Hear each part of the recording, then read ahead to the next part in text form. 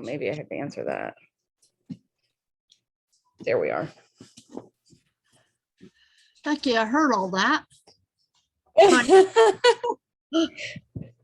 I was like, my video wouldn't start, but I didn't accept the recording on the Zoom meeting. Okay, I understand.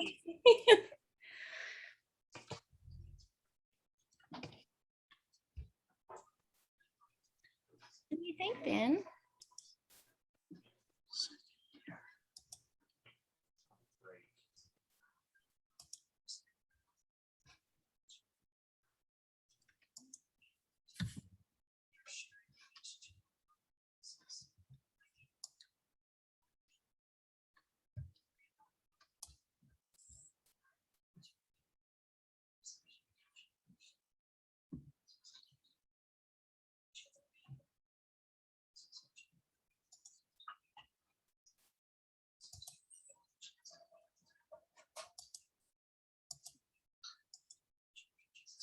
Okay. Know that the first exam is posted and it's open. And it is going to be due on the 21st. So next Thursday night at midnight. Any questions or concerns?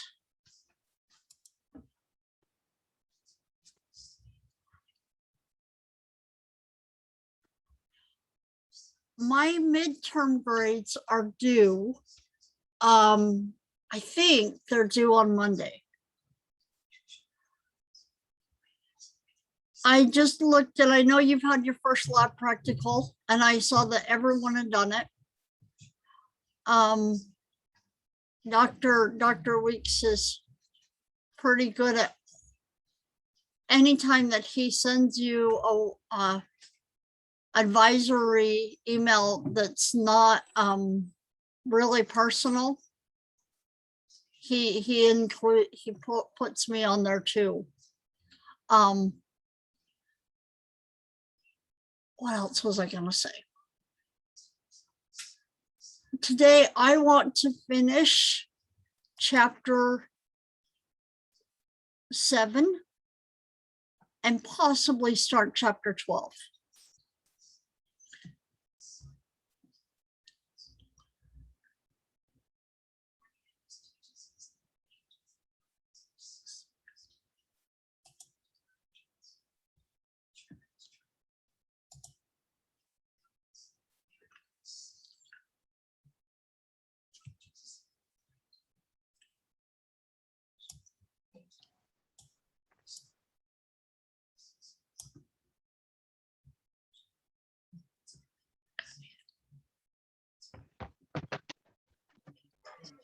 So there's four basic types of bones involved in cells. Four basic types of cells involved in bone.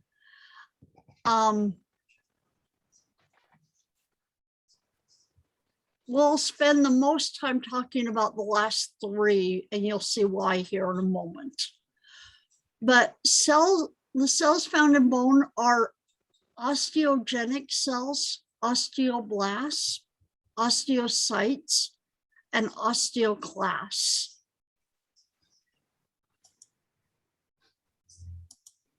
Looking at those cell types, anytime that we see something that begins with the word osteo,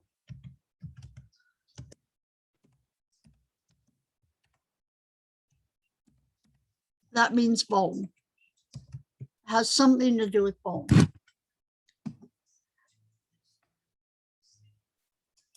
Anytime that we see word that ends with last,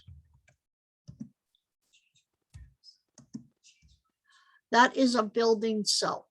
It's a cell that's either going to secrete or build something. So that secretes or builds something. Or secretes or builds.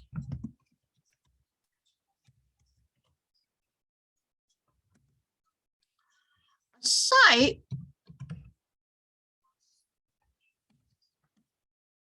is almost a maintenance cell that can do a lot of different things based on what's needed at that moment. But it's what, when I think of a site, I think of a maintenance cell that's maintaining things.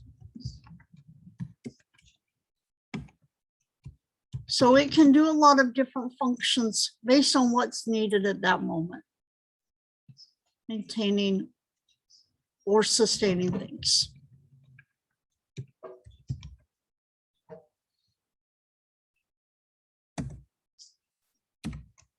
Classed as a cell that's breaking down things.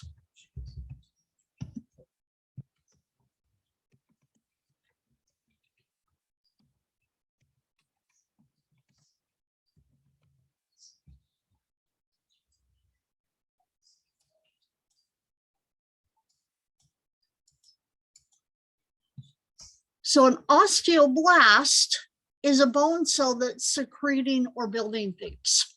An osteocyte is a bone cell that's maintaining things or sustaining things, keeping things going.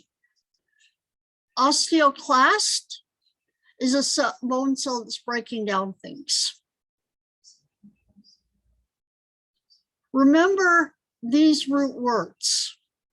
Remember when I type these words in, remember them, because we'll learn that a lot of things that have to do with bones start with osteo. Other types of cells like cartilage cells and cartilage cells, some nervous tissue cells, they all end with these same words and they mean the same thing.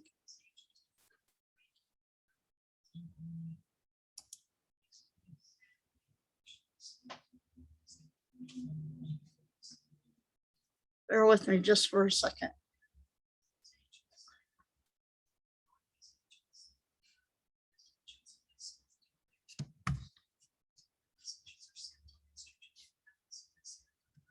We have a student who can't get into the Zoom meeting, so I'm trying to figure out who it is.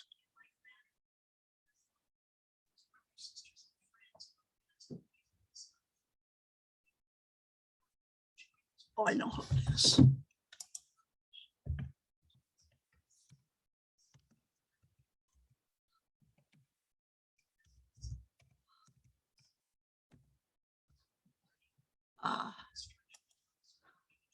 Let's see here.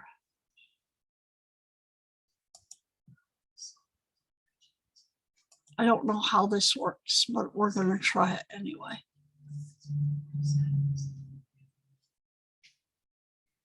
Default email, maybe.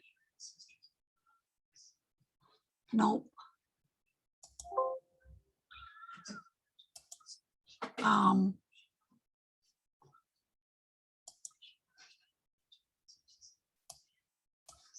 Let's try again. Let's try doing something else.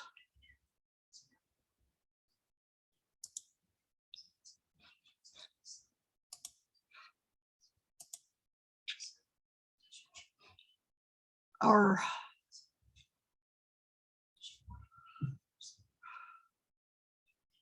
one moment here.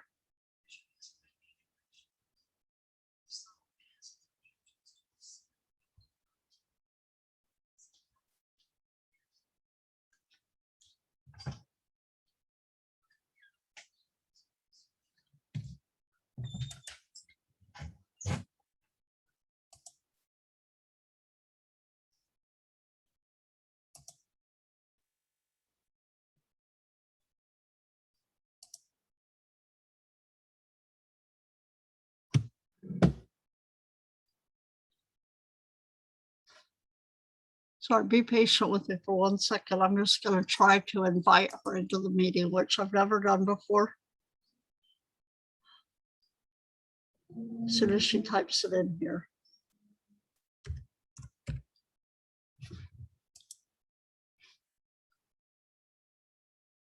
Or is it gonna let me just, I don't want to do this. I want to just be able to invite her.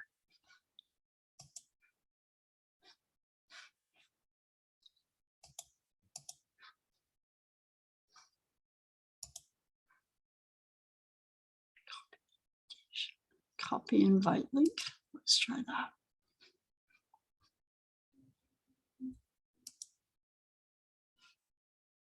Here it is.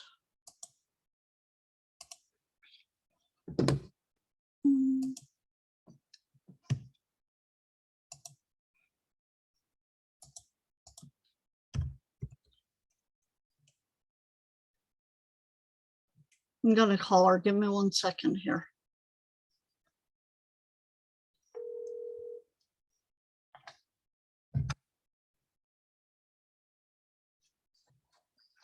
Hi, I'm gonna try to send you a link.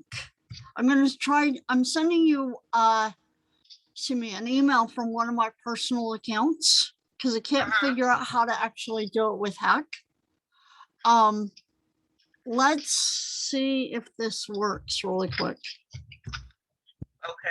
It may not actually enter your account, and that's why I wanted to talk to you, because it may block it as being spam. Like mail.edu.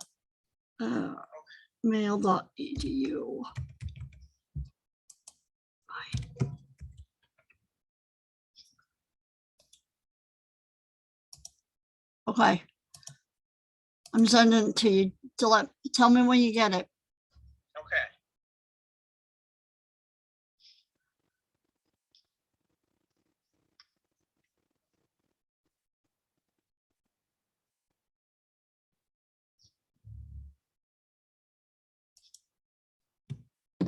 You got it? Not yet. Try doing it another way. All right, and this is another one. It's going to come to you a different way, but I'm trying to do this reasonably fast. It's coming to you from another school, but I've got it. We've got to do this fast. Let's see here.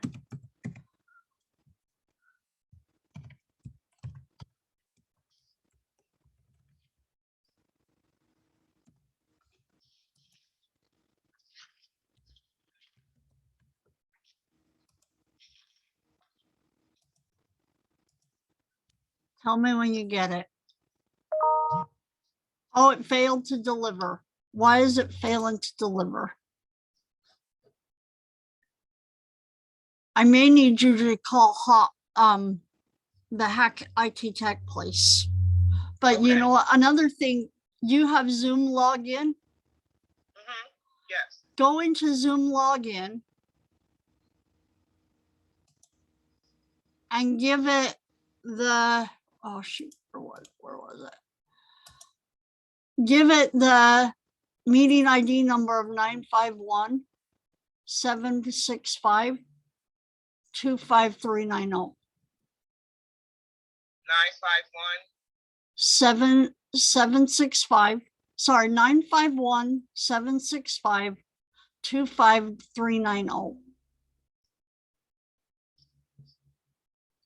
me try it that way.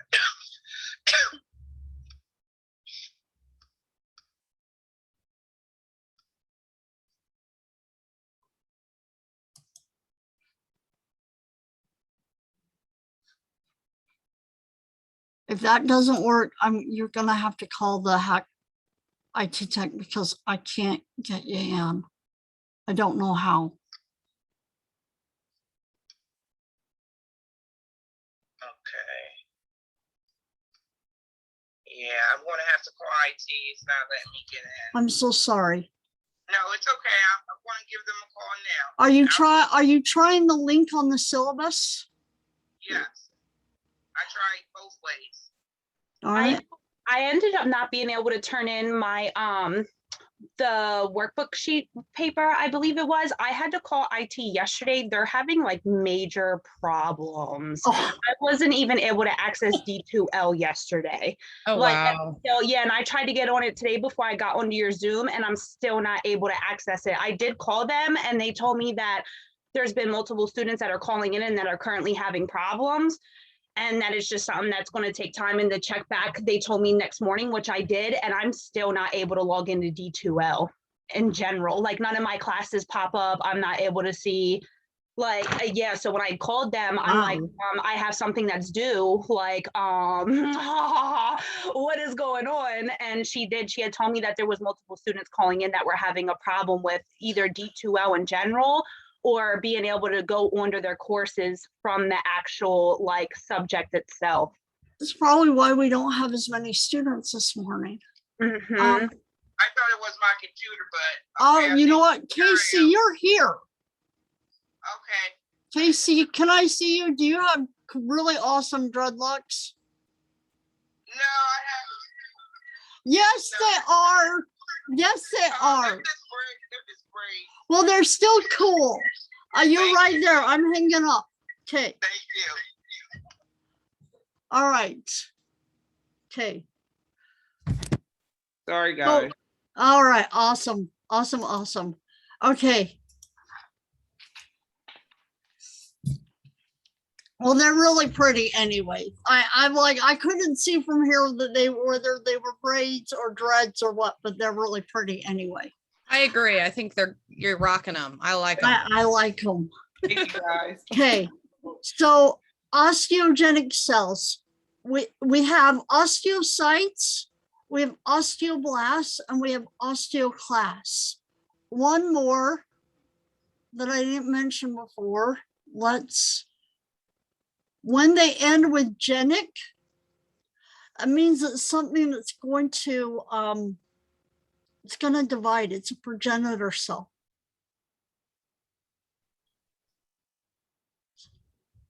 So osteoprogenitor meaning a bone cell that's going to become something else. That's is intermediate or precursor cell that's going to become something involved in bone. Osteogenic cells are continually multiplying stem cells that arise from embryonic mesenchyme. I'm guessing that you've talked about tissues in lab.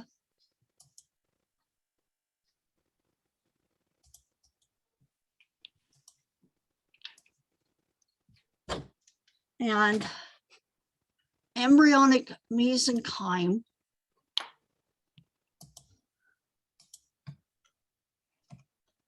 or let's say mesenchyme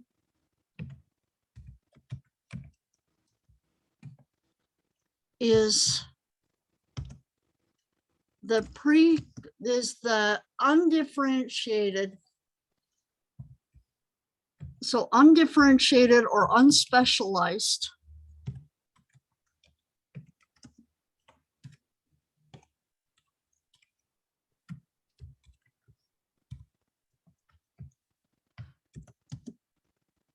connective tissue in the embryo. And let's not even say connect in the embryo, let's just say connective tissue. So this is connective tissue. This is a tissue that's eventually going to become some form of some form of connective tissue. But right now it's not specialized as one particular kind versus another kind. So it's like the stem cell that can become any kind of tissue. But at that point, it's not got a specific function.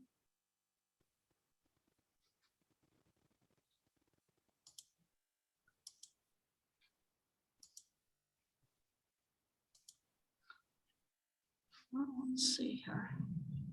What I do.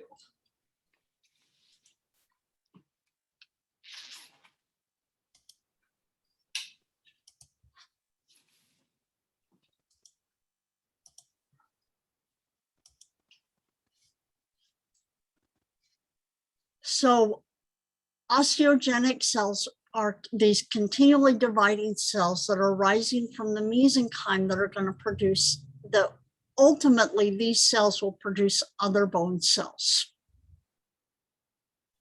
They're present in both the endosteum, remember that's the inner lining in the bone, and the inner layer of the periosteum, remember that's the outer lining of the bone.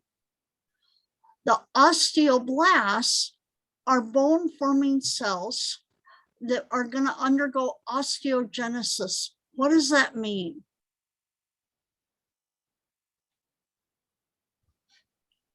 Another term to remember. When I give you these terms here, they're almost always universal terms. I didn't mean to do that. They're pretty universal in what they mean, with maybe one or two exceptions. Genesis. What does Genesis mean? How many of you are familiar with the Bible?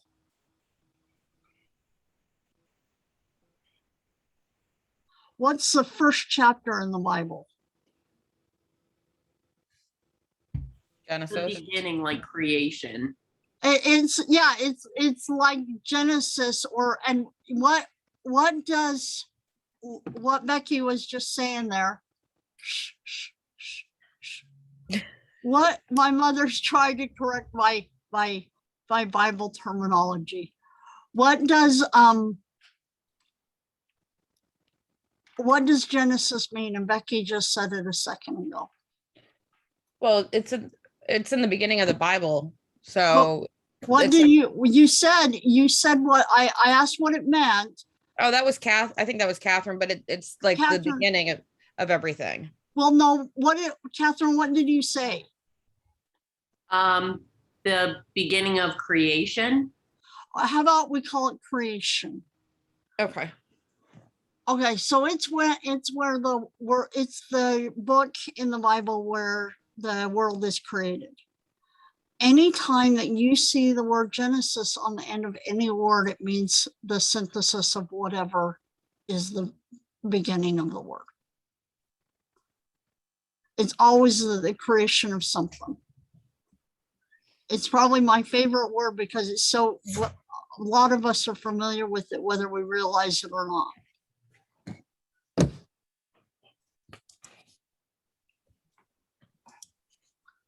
So with that in mind, osteogenesis is the producing of bone. By producing the organic material of the bone, which is called osteoid. You're going to see a lot of osteo here because that's bone. And so osteoblasts undergo osteogenesis by producing the organic material. And afterwards promoting the calcification of that organic material, which is mainly consisting of collagen fibers. Osteoblasts do not divide. So they're not going to replicate at that point. They're not going to undergo mitosis. They only can originate from osteogenic cells, and once they're formed, they do not produce progeny.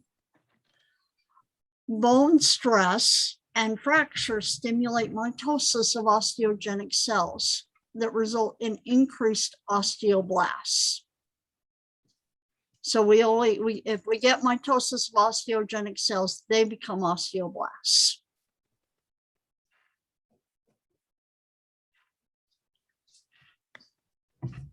Osteocytes are former osteoblasts, so former building cells that are trapped in lacunae within the matrix that they've deposited.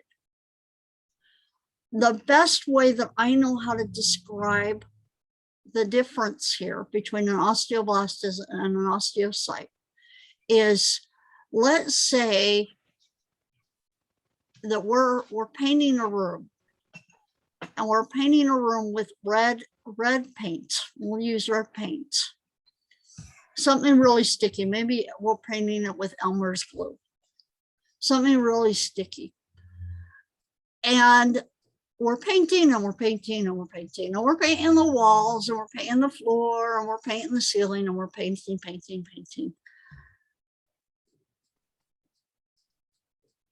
When we finally realize that we painted everywhere around us, we realize we've trapped ourselves because we didn't give ourselves a way out. We're on the other side of the room from where the door is. And so we are stuck in that corner or that cavity that we're left in. The lacunae is the cavity. The osteoblast was the one that was painting and painting and painting. The osteocyte is the one that realizes it's stuck. Once the osteoblast realizes it's stuck, it becomes an osteocyte.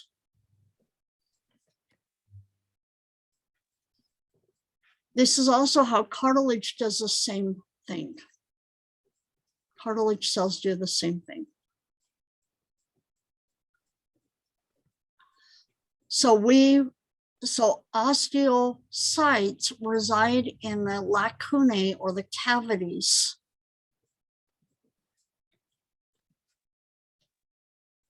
that are made of the walls that they secreted when they were osteoblasts.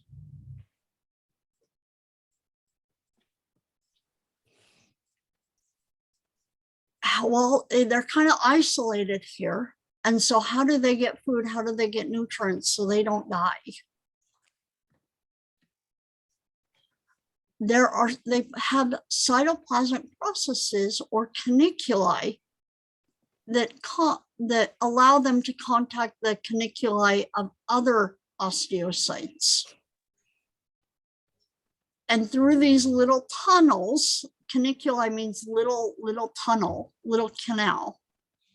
Through these little tunnels, they pass along nutrients and chemical signals and eliminate metabolic waste.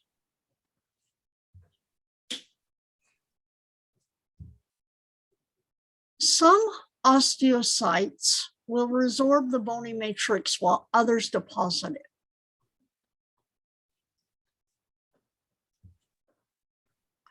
So osteocytes can become osteoblasts again. They can revert. Through this ability of being able to revert back and forth, they can contribute to the maintenance of bone and the blood concentrations of calcium and phosphate. Remember that bone is the major storage for calcium and phosphate. And so osteocytes can revert to osteoblasts where they're putting more calcium and phosphate into the walls and into the cavity walls. And then they can revert back to osteocytes. When stimulated by strain sensors through increased pressure on the bones, there's a result of increased flow of extracellular fluid in the lacunae and the caniculi. When this occurs, the osteocytes secrete signals that regulate bone remodeling. So like I said, they're a maintaining and sustaining cell. They do what's necessary. The result is that these strain sensors with the extra flow of extracellular fluid are going to cause changes in bone shape and density. We'll talk a lot about that here in a little while.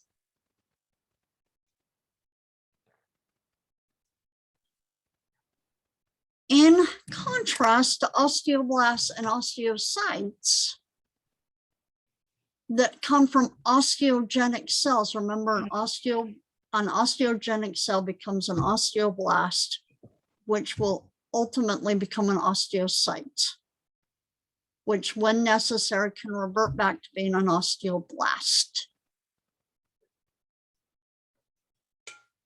Osteoclasts, in contrast, form from the fusion of multiple bone marrow stem cells. These are the same cells that produce blood cells.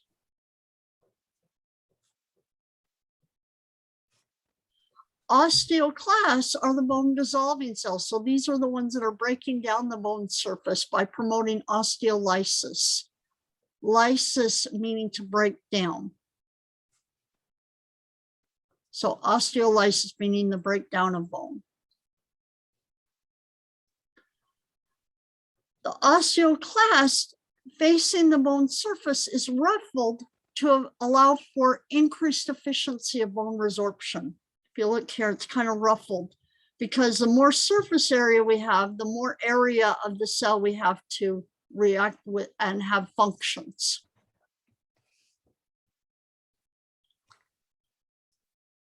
The reabsorption, bone reabsorption is the same thing as osteolysis. It's a breakdown of bone. Osteoclasts often reside in the resorption bays that they carve into the bone through their breakdown of the bone.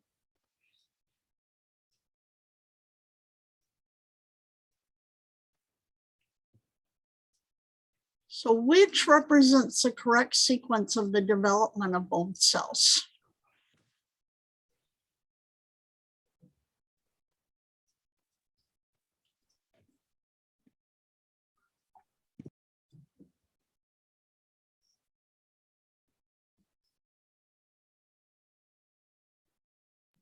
C.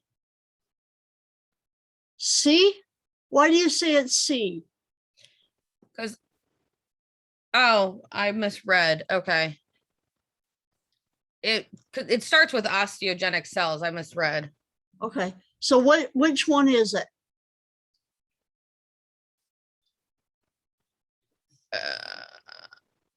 Would it E. be E? E as in echo? Or D as in delta? E as an elephant. All right, well, look at that again and tell me, where do osteoclasts come from? Do they come from osteocytes?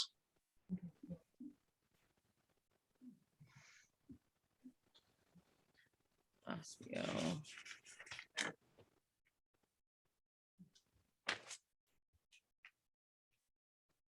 Look at the slide just before this question.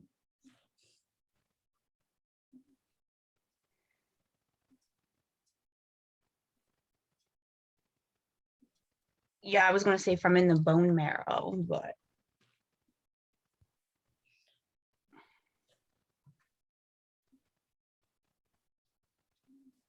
Osteoclasts they have a different origin than osteoblasts or osteocytes. So They D. come from the fusion of bone marrow stem cells. So it's going to be D. Okay. Which of the following cell types is primarily responsible for initiating the ossification of bone?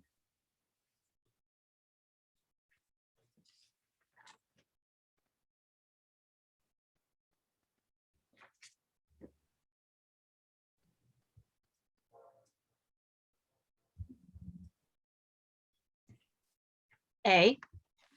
Why do you say it's A? Because they're responsible for the bone formation. Yep, they are.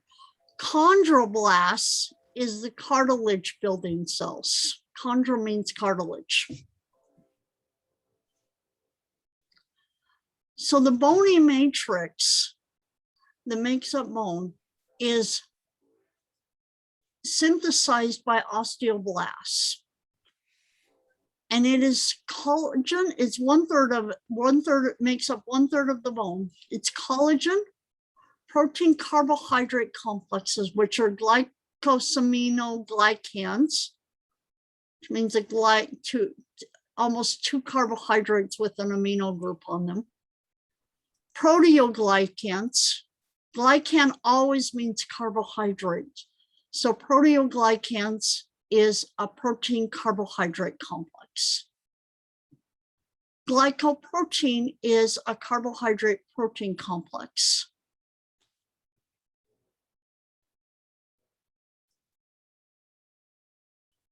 The other 2/3 of bone is inorganic matter, such as crystallized calcium phosphate, which is 85%, 85% of inorganic matter is crystallized calcium phosphate, which we call hydroxyapatite.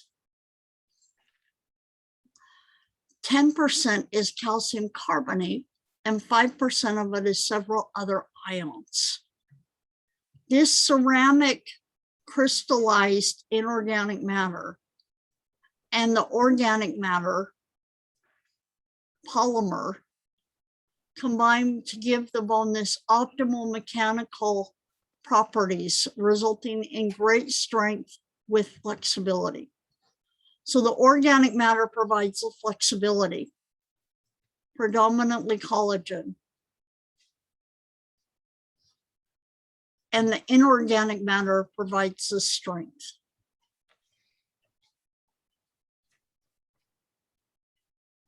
Now, my mother's ready for me to toss it. I know she is. So give me one moment here. I'll be right back.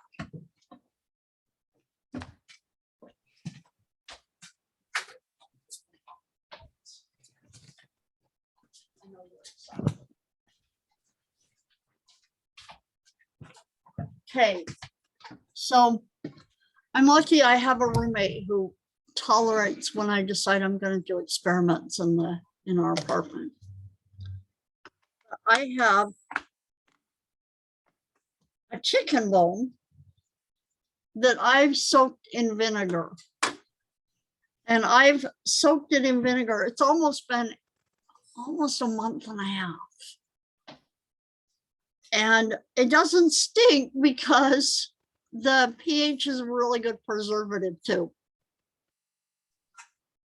But I have these chicken bones. And what do you know about chicken bones? Are they really soft or are they really sturdy?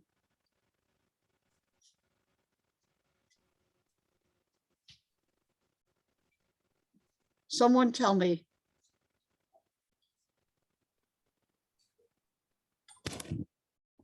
I know you guys have touched a chicken bone before. Are they hard or are they soft? Hard. They're hard.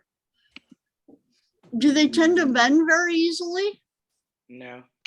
Okay, so I've soaked this thing in vinegar for the last month and a half. And if you look at it,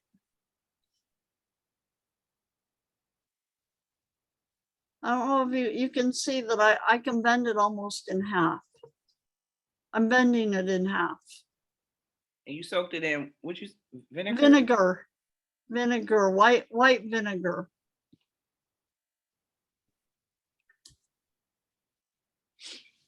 What vinegar does, it dissolves away all the minerals. So it dissolves away all the hydroxyapatite. And what I'm left with is a really, really soft, flexible structure. I mean, I can compress down on it and everything. Wow. The opposite can happen if I heat this bone for an excessive amount of time. So if I heated it, and this will be my next experiment, if I heat the bone up at like 500 degrees for a long period of time, I can destroy all the organic matter and make it a very rigid crystalline substance that is easily flakes away. Can you do that with, are you talking about doing that with a new bone, or can I you would do it that with a new this bone. I that could you- probably do it with this bone, but I think my mother's about had it with my chicken bone experiments for right now. She keeps going, Mary, when can we throw that away? I'm like, not yet, not yet. I'm not finished with it. But I'll bet you if I heated this thing up and for 500 degrees or even 400, because it's so wet at this point, maybe I might not be able to do that. So maybe 500 degrees for several hours, it would become just dust. There would be nothing left of it. And you Okay. said that the vinegar, I'm sorry, you said that the vinegar is what takes away like all the original minerals, correct? Yeah, it's dissolving away all the inorganic on the right side of the screen. It's dissolving away all the inorganic matter. Thank you. You're welcome. All right, I'm gonna go wash my hands and get rid of this, just a sec.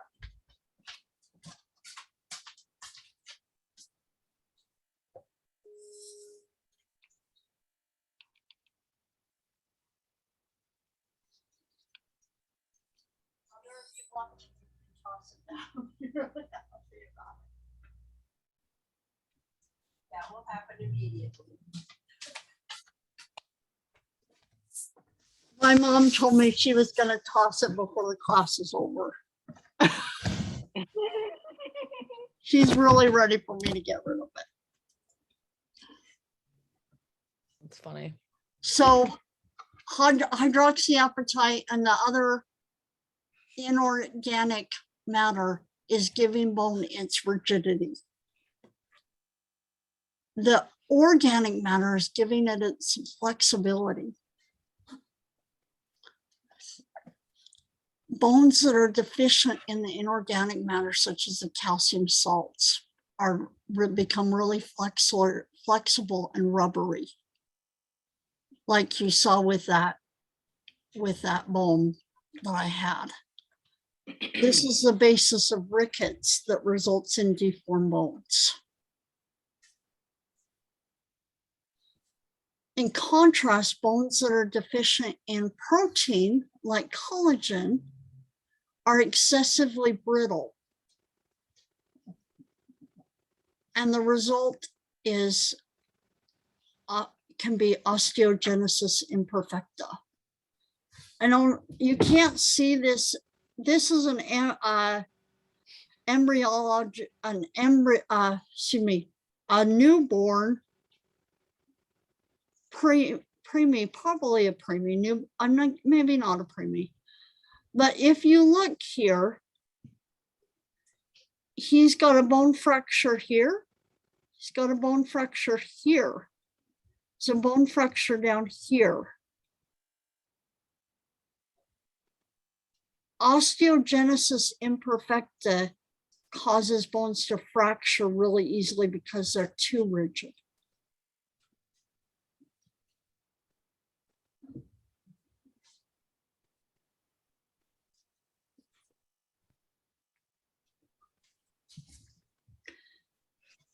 Another interesting but sad part of that's involved with bone is radioactive radium. Before we realized that radium was radioactive, it was used in paints, it was used in drinks.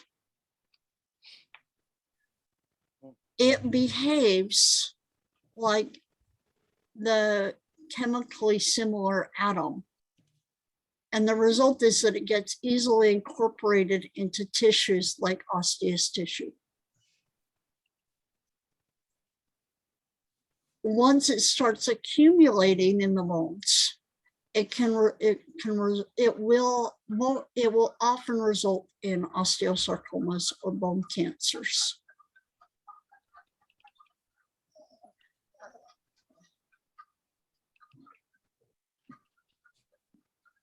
moving on. Osteons are the basic structural unit of bone, specifically compact bone or cortical bone. They are a series of concentric lamellae, which are rings, concentrically arranged around a central canal, which contains blood vessels and nerves. These central canals are connected throughout the bone via these perforating or Volkmann's canals.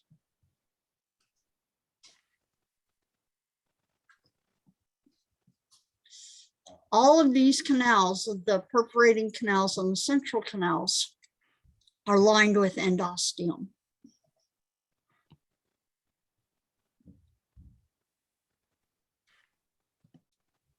Within the lamellae of each osteon, the collagen fibers spiral in one direction in one given lamellae.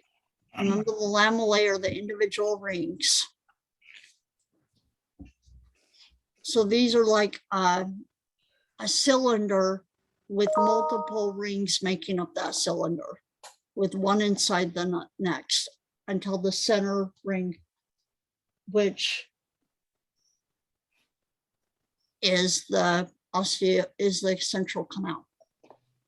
So the collagen fibers in one lamellae spiral in one direction. And in the next concentric lamellae, they spiral in the other direction, resulting in enhanced flexibility of the bone. This would be like taking the spiral metal out of one spiral notebook and sticking a spiral binding of another notebook of smaller diameter into that first one. And the result is that there's increased flexibility in all directions.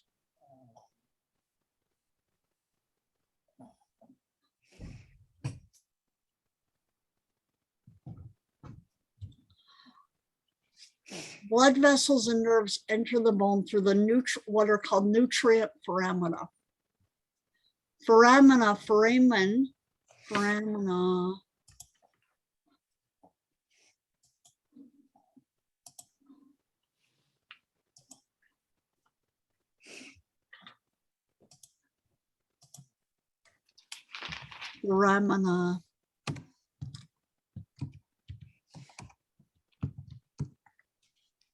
or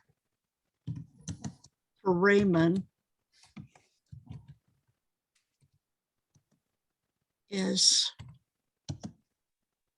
means holes or a hole. Foramen is singular, foramina is plural for holes.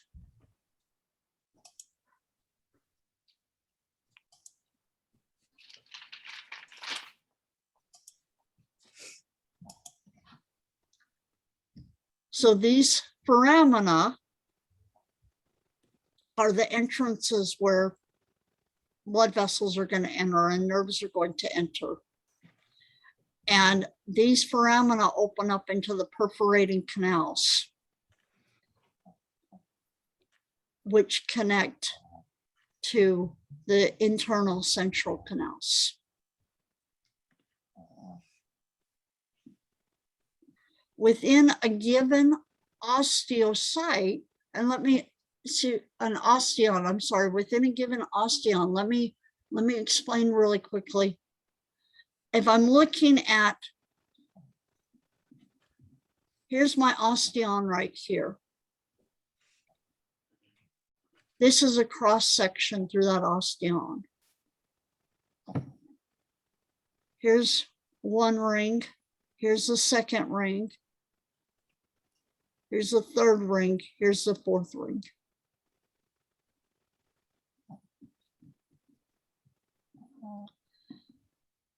So within each of these rings, I have little black spots. You can see them.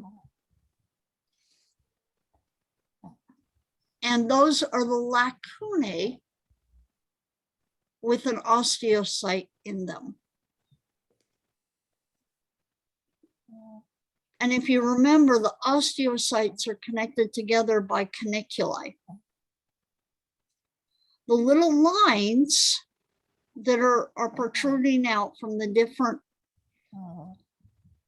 individual osteocytes are caniculi.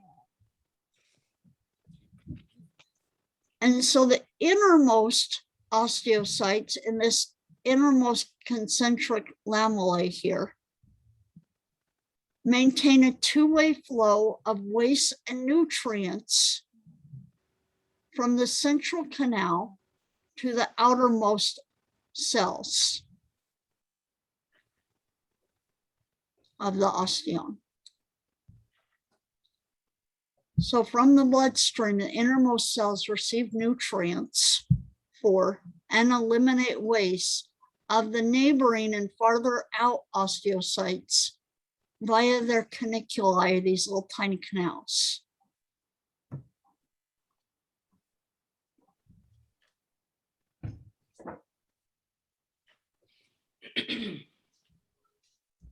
So just to summarize, an osteon are concentric rings of spiraling collagen fibers with some other organic matter there.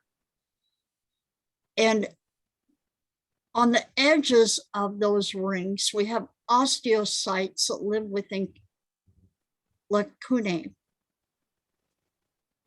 And they stay connected together throughout the different rings of the osteon via the caniculi.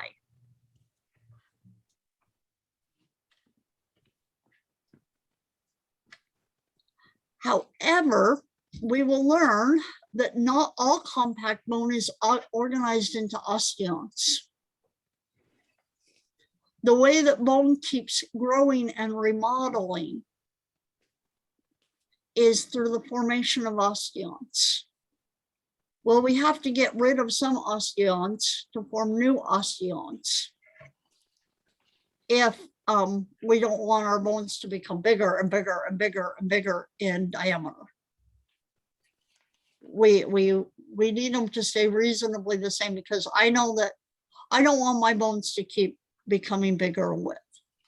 I need them to stay, I wouldn't mind staying maybe around the same weight I am right now. Maybe a little bit more weight would not be hurtful, but I don't want to become 400 pounds within the next year. So is there like a disorder that would cause your bones to keep growing? Like there's You other, need to wait. You Huh? have to wait, Becky. You have to wait. I'm sorry. You have to wait. We will talk about some of that, but you have to wait. Sometimes, Becky, you have to be patient. My husband says I'm not, so I understand that kind of thing, actually. yeah, But- just curious, but I'll wait.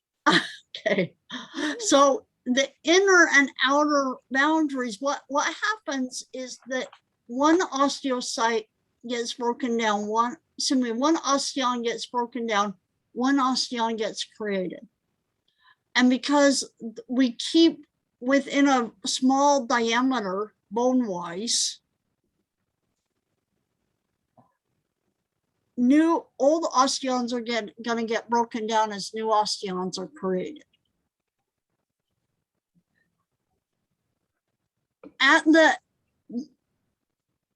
the periphery of bone and at the inner layer of bone, of compact bone, periphery of compact bone, inner layer of compact bone, we have circumferential lamellae. So these are rings that run along the inner surface of compact bone and the outer surface of compact bone. And in between the newly formed or the formed osteons, we have interstitial lamellae. which are the remnants of osteons that have been partially broken down as bone grows and remodels.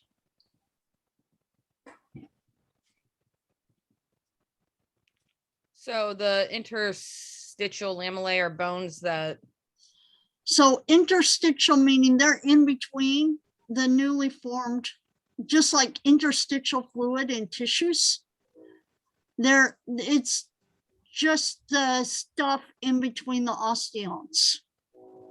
But okay. what it is here is that stuff is actually the remnants of osteons that were broken down when newly created osteons were formed. And so it's a constant process.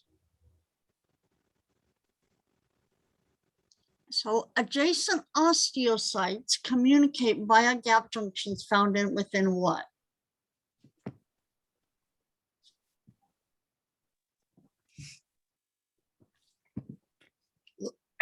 lacunae. Yes, I actually, no. Look, read the word again. Osteo. Oh.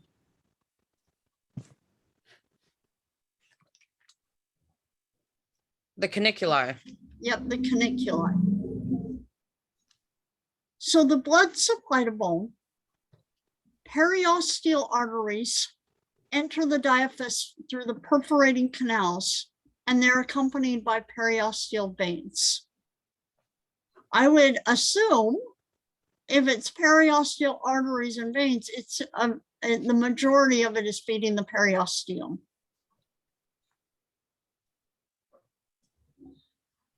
A nutrient artery enters the nutrient foramina into the inner medullary cavity. So this would be specific, nutrient foramina would be specifically in the diaphysis.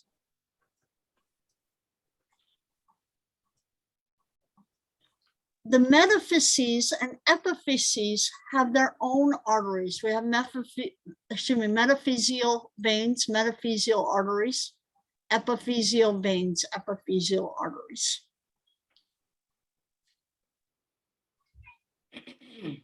Altogether, the skeleton receives about 1/2 liter of blood per minute.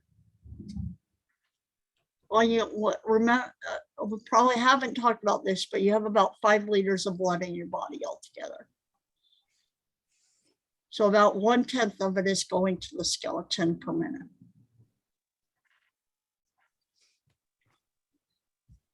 Remember that the innermost osteocytes around each central canal are receiving nutrients through these blood vessels that are coming in through the central canal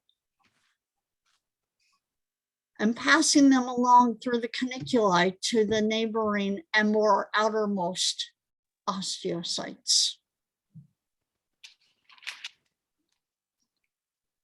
They also receive waste from the neighbors and convey them to the central canal for removal.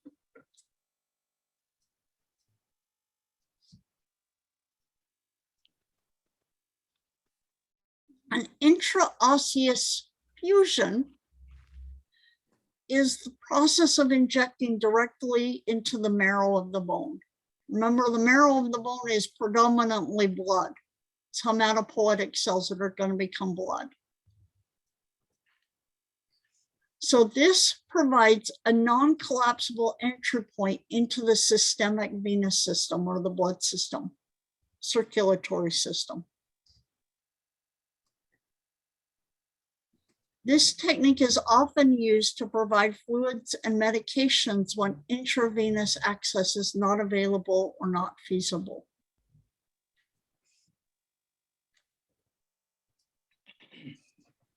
So I have a question, and it might be You can try. Go ahead. I work on a cardiac telemetry unit, and so we've had to have rapid response when somebody is a code blue. Okay. So I've noticed that they will drill into the bone to get in there. Is that what they're doing for like an IV if the IV blew in their arm? I'm guessing yes.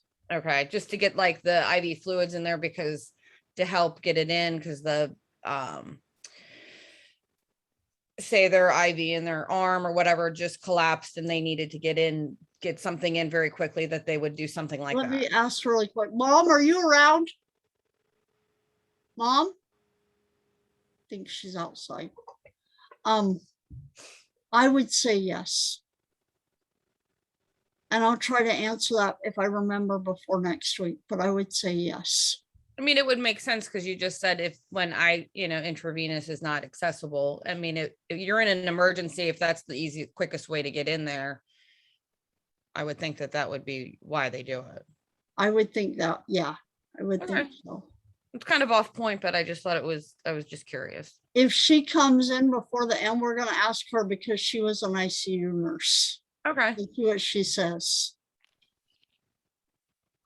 So the nerve supply of bone, nerve accompanies blood vessels that supply the bone. So one thing that you learn if you study embryonic development is that nerves follow blood vessels. They maintain the same pattern. The periosteum is rich in sensory nerves. Remember, that's the outer surface of the bone. So this is why bone breaks hurt so badly. These bones are especially sensitive to tearing and tension. I'm guessing this is also with the periosteum being rich in sensory nerves. This is where growth pains come from. Because it's the outer lining of the bone that's causing things to hurt because it's getting stretched. When little kids' long bones are just keep elongating.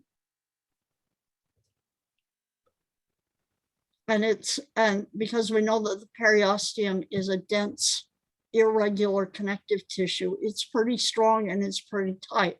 And so as the bone is elongating, that's putting pressure on the periosteum. And the periosteum isn't growing as fast as the bone is. So I would guess that that's why growth pains hurt. Mom? I thought I heard something. I had to take my son to the doctor because he was having pain, and my girlfriend tried to tell him it was growing pains, and he didn't believe us. And the doctor laughed and said, "Yes, it's growing pains." Oh, really? Ouch. Yeah, I had to take my oldest because he was having pain, and it ultimately was growing pains. It hurts so bad. I struggled with that growing up. It hurts so bad. Wow. Yeah, I remember that too when I was like 12 or 13. And I was like, why do my knees hurt so bad? My mom was like, you're growing. I was like, oh, that's Yeah. weird. I don't Yeah, remember. Yeah, my son was adamant he legit had something wrong, and I was like, fine. And we came home, and I was laughing and told my girlfriend, she's like, you could have saved your copay. Just, I told you that's what it was. I grew up with 4 brothers. Oh, I think sometimes it's better to be safe than sorry. Yeah, funny. No, my mother will tell you my brother developed a brain, almost like a benign bone growth on his femur that he used to run in high school. And she said, well, just keep going. It'll get better. And they ended up surgically removing a major bone growth from his femur that was causing grief to his knee joint. So I think it's better, sometimes it's better to be safe. So spongy or cancellous bone is composed of spicules and trabeculae. Trabeculae means bars. Spicules are little spindles connecting the bars, with the spaces filled with bone marrow. This looks, when you look at this is a cross section through a trabeculae here. One of the bars, a cross section through that. It looks pretty similar to a central canal, simius osteon.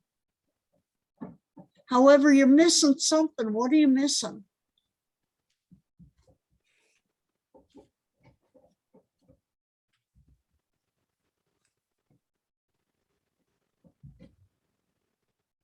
Here's my osteocytes. You What don't are have a nucleus or nuclei. Well, no, what in the osteon, we don't have a nuclei. What's the center point called in an osteon?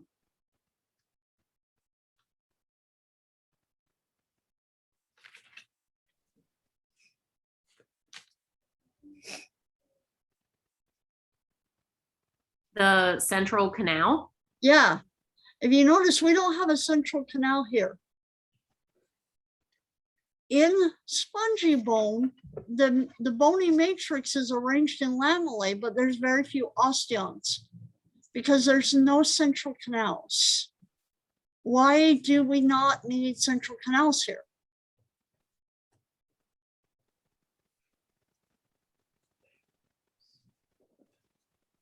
Is it because spongy bone naturally has like more spaces in between it? What's in the spaces? Um, uh, blood flow Yeah, bone marrow. and like the blood marrow vessels. Yeah. that contains So- like the blood. Yep, so bone marrow and blood vessels. So we don't need central canals here because all the cells are close to blood vessels and bone marrow. When you consider that each of these trabeculae, cross-section through each of these trabeculae is essentially one lamellar osteon without the central canal, all of the cells are reasonably close to the blood that's running through the bone. That's why we don't have compact osteons. The trabeculae also form along the bone lines of stress. They're designed to impart strength while providing minimum weight. We'll talk about that a little bit more later. Spongy bone has more surface area exposed to osteoclasts. It's got, I mean, if you compare it up against compact bone, there's definitely a lot more surface area in spongy bone. And so if the more surface area available, the more likely osteoclasts can bind and break down the bone. That is why the spongy bone is more likely to be affected in cases of osteoporosis. We'll talk about that later. Bone scans are used and ordered for unexplained skeletal pain. They're used when it's suggested that the pain may be related to bone loss, bone infection, or bone injury that may be undetectable with a standard X-ray.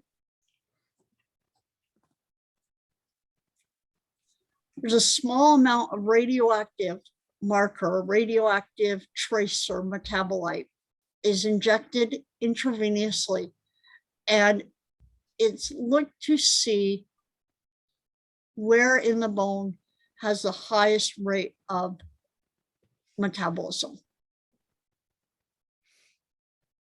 You guys, if you remember, we talked about PET scans in the first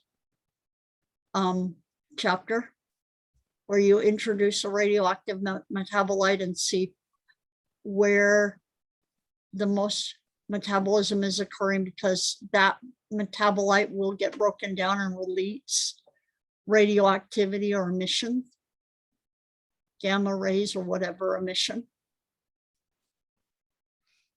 That's the same thing as what we're seeing here, except this is specific for bone.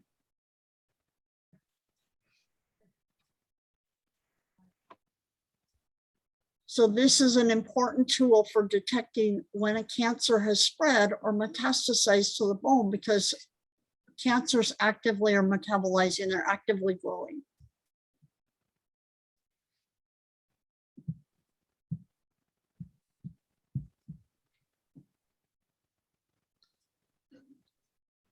Bone marrow is a soft tissue that occupies the marrow cavity of long bones amid the trabeculae and larger central canals. Marrow changes over the lifetime of an individual. In children, the marrow cavities of the long bones are, the majority of them are filled with red bone marrow,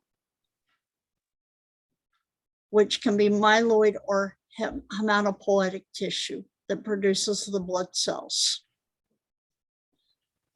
In adults, most of the red bone marrow is replaced by yellow marrow, which is fatty tissue, which does not produce blood. At that point, the red marrow is limited to the skull. In the adults, it's limited to the skull, the vertebrae, the ribs, the pelvic girdle, and the proximal heads of the humerus and the femur. I don't think I have it here, but in cases of anemia, I'm sorry, in cases of anemia, the yellow marrow can be converted back to red marrow. So this is another thing that's not stagnant.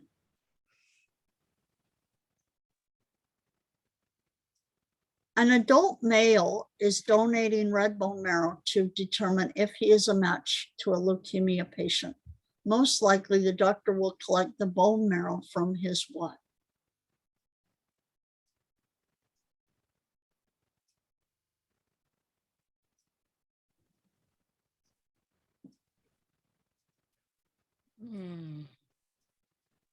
Femoral diaphysis.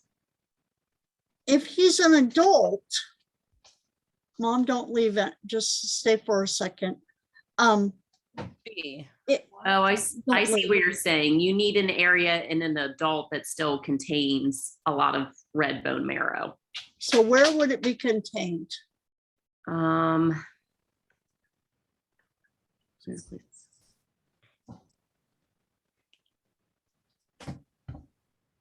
The sternum or the, I would probably go with the sternum. I don't think he's Yeah. going to drill into the skull just because.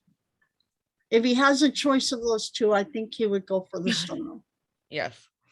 All right. Mom, come and answer this question that she had. Becky, she's here. I'm going to let you ask the question. So Wait, she's not here yet. She's not here. Yeah, but- Okay. Yeah. We talked about intraosseous fusions. Uh-huh. Okay, now ask her the question. So I work in cardiac telemetry, and we've had patients that have been a code blue. And I've noticed, like, unfortunately, when we're cleaning up the bodies because they've deceased, that there are drill holes in their legs. Because is that because they because an IV blew out? Is that how they would get the intravenous in? Is that thighs? In their thighs? Or where in their legs? It was I've seen it in a couple places, like where they're trying to get fluid in them to revive. But where in the body? What part? I is saw it it in like their shin, like their lower legs. or tibia? Good heavens.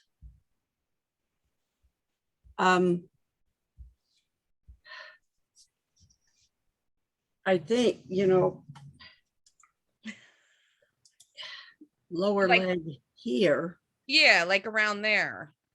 Would that be a reason why they would try and do like I an can't- intravenous that way? I can't imagine. No. No. So like when they would do an intravenous fluid, where would like to get an IV in, where would they go into the bone? So we Well, we were talking about this. I have not, well, look, that's in the lower leg. Well, yeah. All right. That's a lower leg. I didn't see that. I'm not, this was not done at the time I was heavily involved in nursing. So- Okay.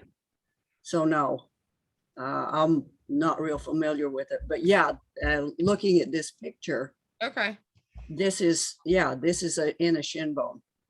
Okay. The Okay. only thing I can think of is maybe they are doing it in the lower shin bone because the bone is kind of closer to the surface of the skin. Like there's less muscle and stuff that you would have to go through. Yeah, Yeah. because that shin bone's right up next to the surface. Right. Especially in an emergency, you're not going to spend, A lot of time looking. Yeah. You're right. Well, and it's so close that you like Kate said or Kat said, I can't remember which one you prefer. It's so close that you're not going to cause a lot of damage. If that person is likely to survive, Right. you're not going to be going through a lot of muscle and destroying. Yeah, I know in some patients when they're just trying to, and children, when they're dehydrated, you know, they can't get an IV and they'll just put it in the subcutaneous fluids and let it absorb. Oh. But it's, and I've seen them actually give medications that way They to do it. cancer patients. They do it to birds too. That's Yeah, the way they give So, rehabilitate birds. but this, in order, you know, if you're trying to put fluids into the bone marrow, that looks like a great route. See, they talk about it being a non-collapsible entry point into the systemic immune system. Huh, how fun. Always fun stuff, huh? Yeah, I just figured I've seen it. I thought, well, you brought it up. I might as well ask. Great question. Yeah.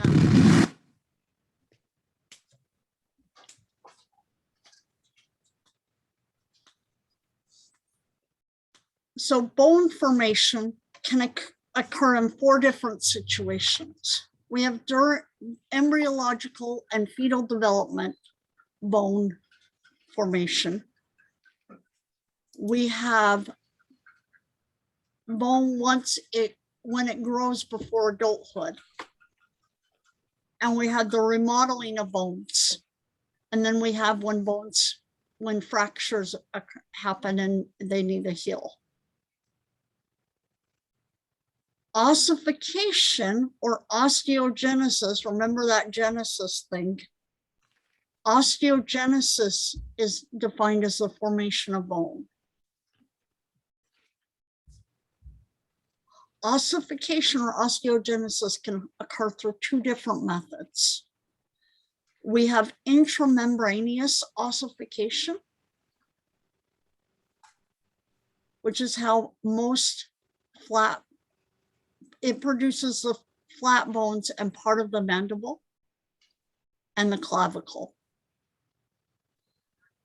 This occurs through osteoblast differentiation, which is involved in lifelong thickening, strengthening, and remodeling of long bones also.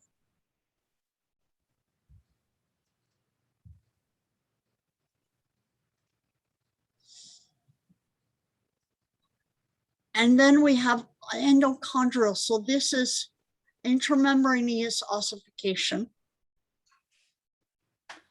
Produces flat bones, the clavicle, and part of the mandible.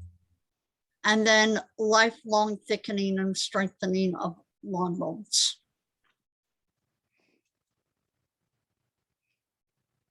We have endochondral ossification, where bone develops from a hyaline cartilage model. Remember, hyaline is the same cartilage that we find in the epiphyseal plates and on the surfaces on the epiphyseal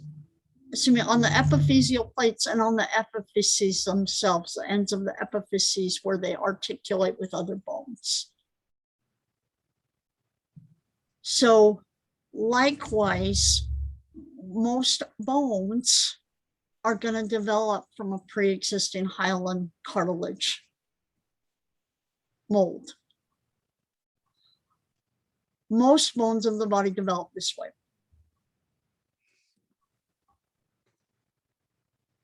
Now, before we go into this, and I'm sorry, I'm gonna keep going. I know normally we try to take a break right now. I'm gonna keep going. And the reason is because if we can finish chapter 7, I really want to finish chapter 7.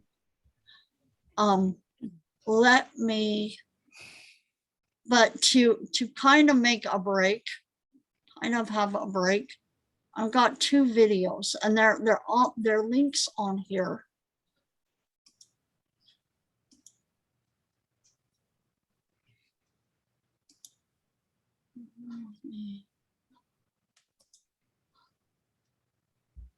Oh.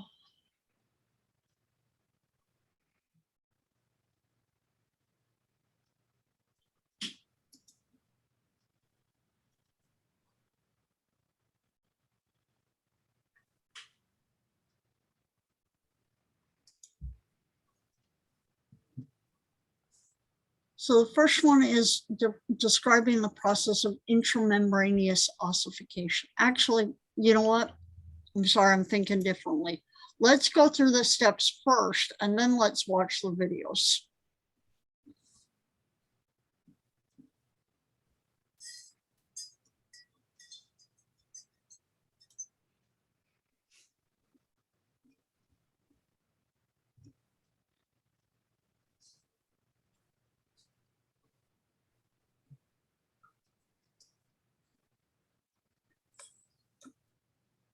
So intramembranous ossification occurs through a differentiation of the embryonic mesenchyme. Remember, we talked about this before. This is the undifferentiated, unspecialized embryonic connective tissue. And so we get some of this connective tissue that becomes osteogenic cells, which then become osteoblasts. We call this intramembranous ossification because it starts with a membrane of embryonic mesenchyme.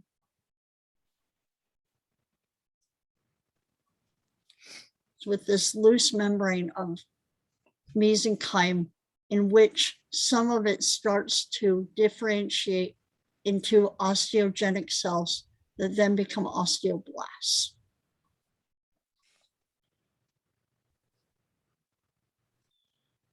Then we get a calcification because now the osteoblasts are secreting osteoid tissue or osteoid matrix. Then we get a calcification of that osteoid matrix, which results in the entrapment of the osteocytes in their lacunae.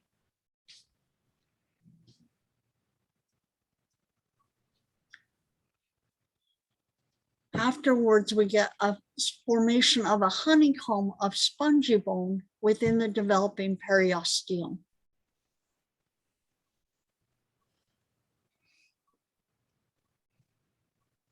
And then a filling of the space to form more compact bone at the surfaces, leaving only the spongy bone in the middle.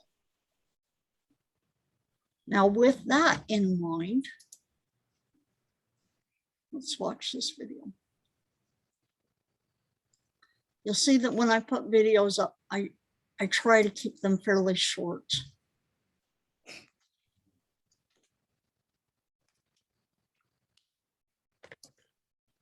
Hello, my name is Bruce Closer, and this animation is demonstrating the biological process of intramembranous ossification. During fetal development, intramembranous ossification results in the formation of bones, specifically the flat bones of the skull, the mandible, and the clavicle. To begin, intramembranous ossification takes place in mesenchymal or fibrous connective tissue. In the connective tissue, mesenchymal stem cells come together or aggregate and then begin replicating. So this is our membrane. What he said initially, this is our membrane. We have this membrane of mesenchyme tissue. And begin replicating.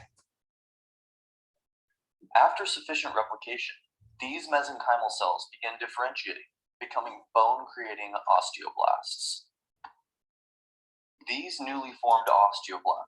And like I said, remember, mesenchyme is an undifferentiated connective tissue. So now it's differentiating into osteoblasts. Then release an uncalcified bone matrix known as osteoid. So it's putting out the bony matrix that's not hardened yet. The osteoid is then calcified with the addition of calcium salts and other minerals. The enzyme alkaline phosphatase acts as a catalyst in this process.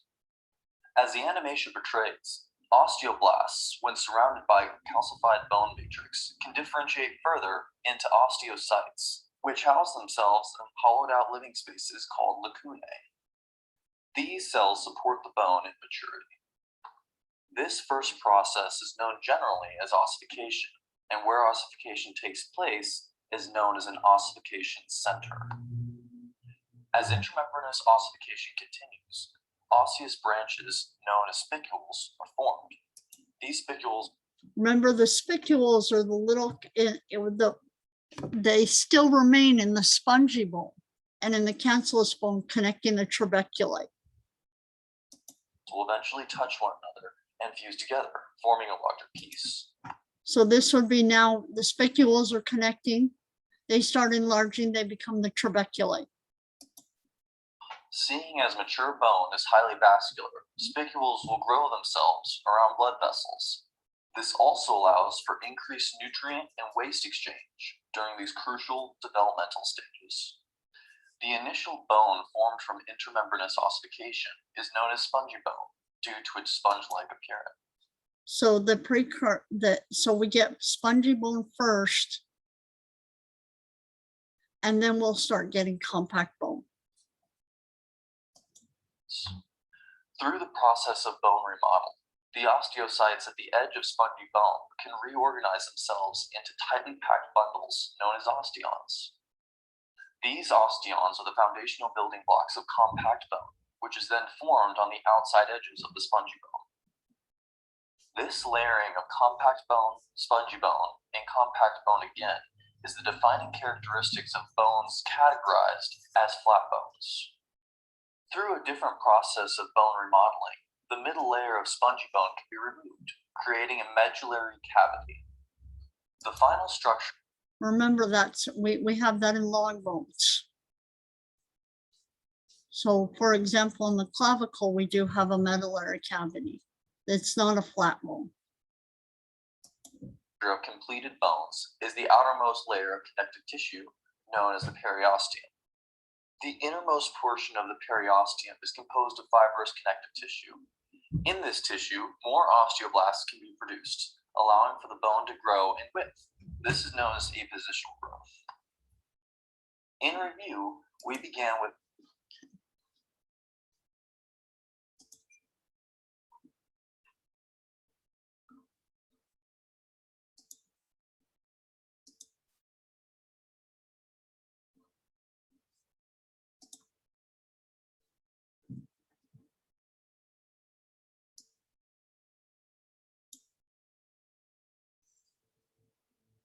So all bones, come on. All bones formed via intramembranous ossification are what?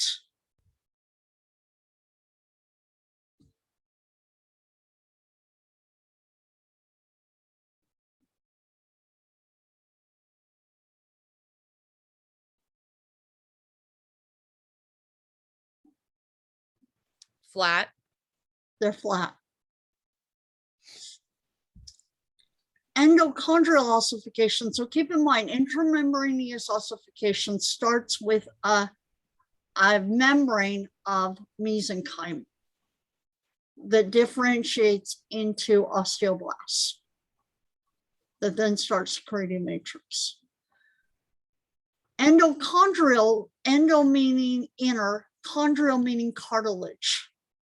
So we start with a hyaline cartilage model. So we have a hyaline cartilage model of a bone. Looks almost like a bone, but instead of being made of bone, it's made of hyaline cartilage.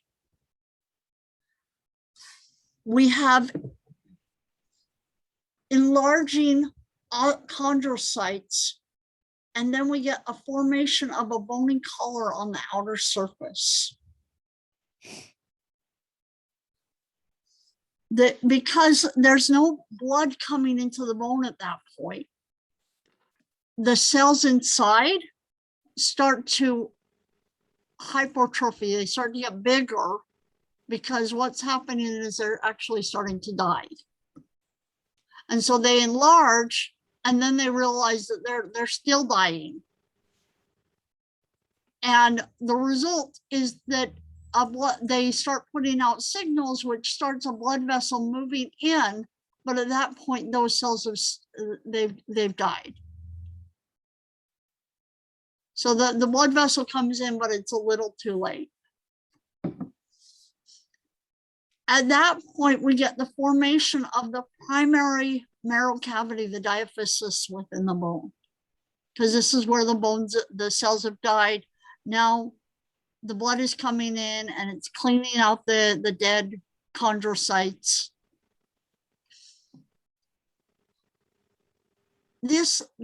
So that's the primary ossification center. The secondary ossification center occurs via the same way. We get a bony outside, and then all of a sudden there's nothing coming in because that bone is really hard and there's no way for nutrients to diffuse in it. And the cells are saying, we're dying in here.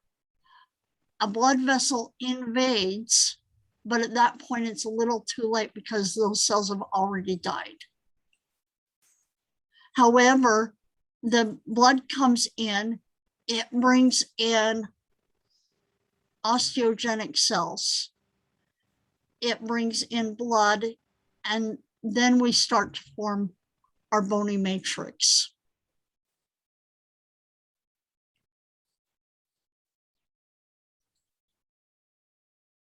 At both sides. So now we have secondary marrow cavities or secondary ossification centers, which will become secondary marrow cavities.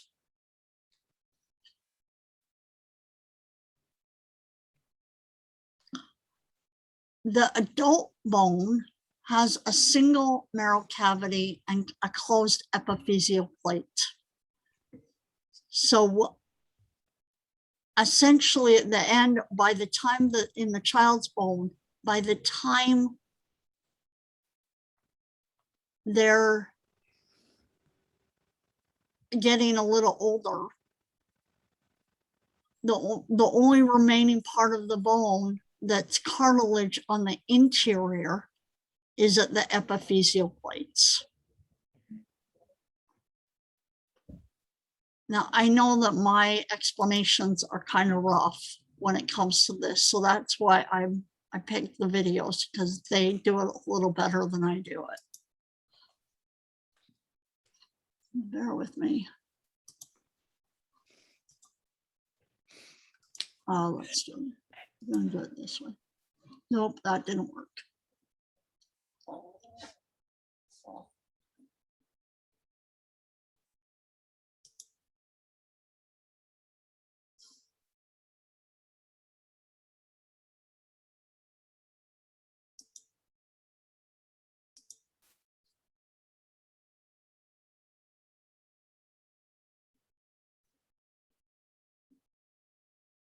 Hello, this is Kevin Petty.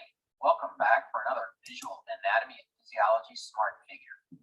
After watching this video, you should be able to describe the process of endochondral ossification, the process that replaces the early cartilaginous skeleton with bone. The key concept to grasp is that what many think of as hard ossified bone in the adult actually starts its development in the embryo from about 6 weeks after fertilization. This all begins with a hyaline cartilage bone model that is progressively replaced with hard bone. While this begins in the embryo, it's not fully completed until after puberty. Here, you can see the cartilaginous model beginning the process. When the chondrocytes in the center of the model become quite active, they increase in size and then die, leaving open spaces. Blood vessels invade this area, and osteoblasts in the periphery lay down a superficial layer of bone. Fibroblasts delivered by the blood vessels in the central region differentiate into osteoblasts and begin to produce spongy bone at what is called the primary ossification center. Over time, the primary ossification center undergoes remodeling that results in a medullary cavity. This process repeats in multiple secondary ossification centers located at the epiphyses.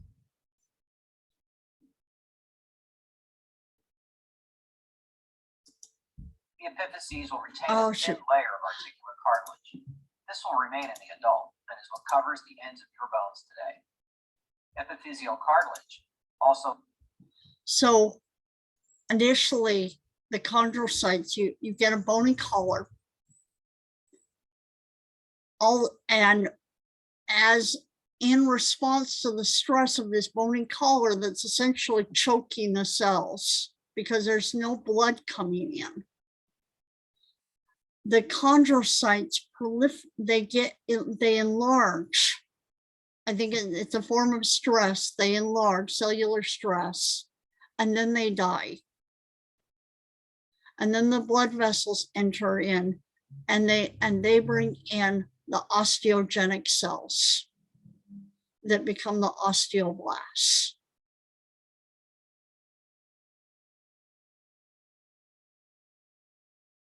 And that's the case with each ossification center.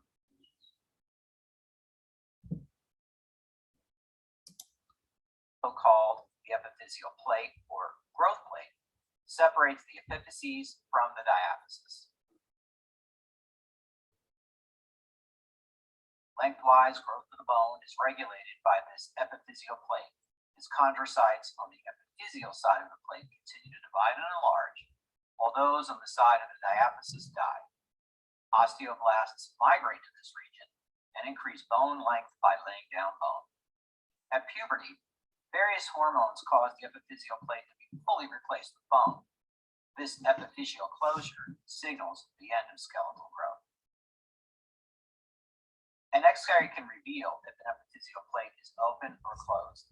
In the skeletally immature, open plates are obvious, as the cartilage is not visible in this X-ray. In the adult, a distinct epiphyseal line is apparent.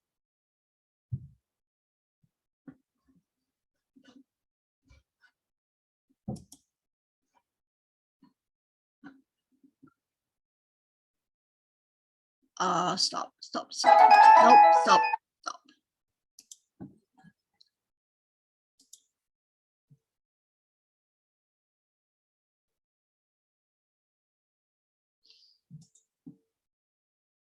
You know what? I said we weren't going to take a break, but I think we should. Let's take 10 minutes and we'll come back.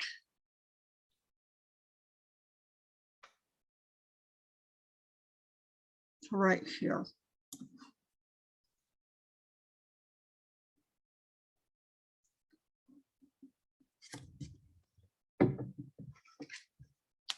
So we'll come back at 10:18.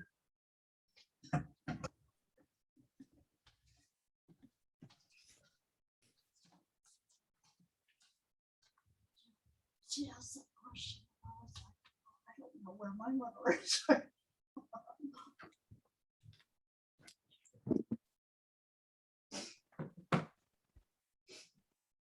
See my dad. What?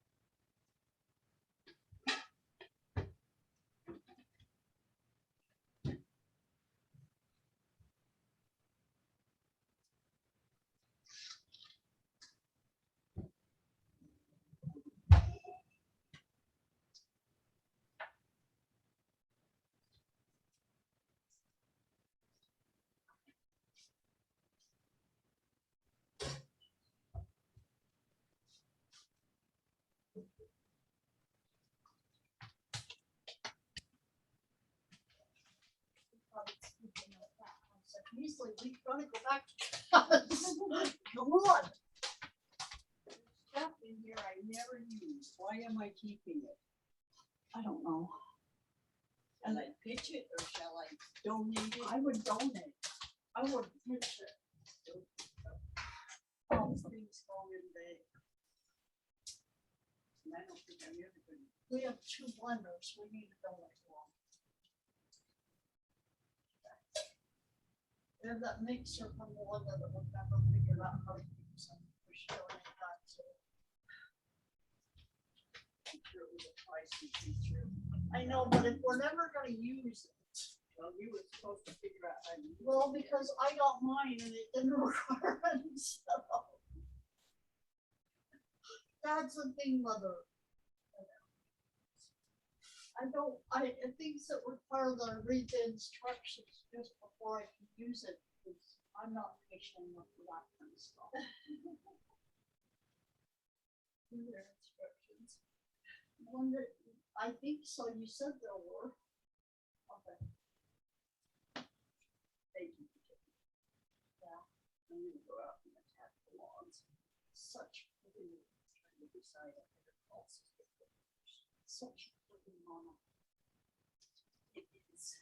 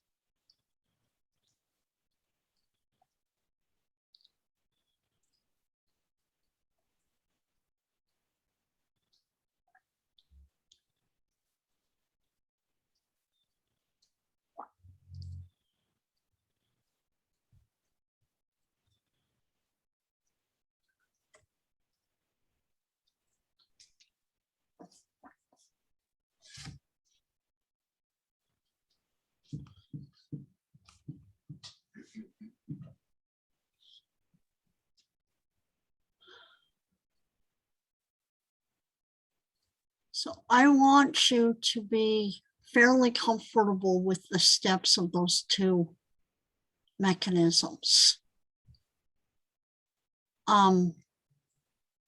Be able to distinguish one step from another and what type of bones form from endochondral ossification, what type of bones form from intramembranous ossification. This this next slide is kind of a comparison and contrast of the two different processes. Endochondrial ossification takes place from the centers arising from the cartilage, involving the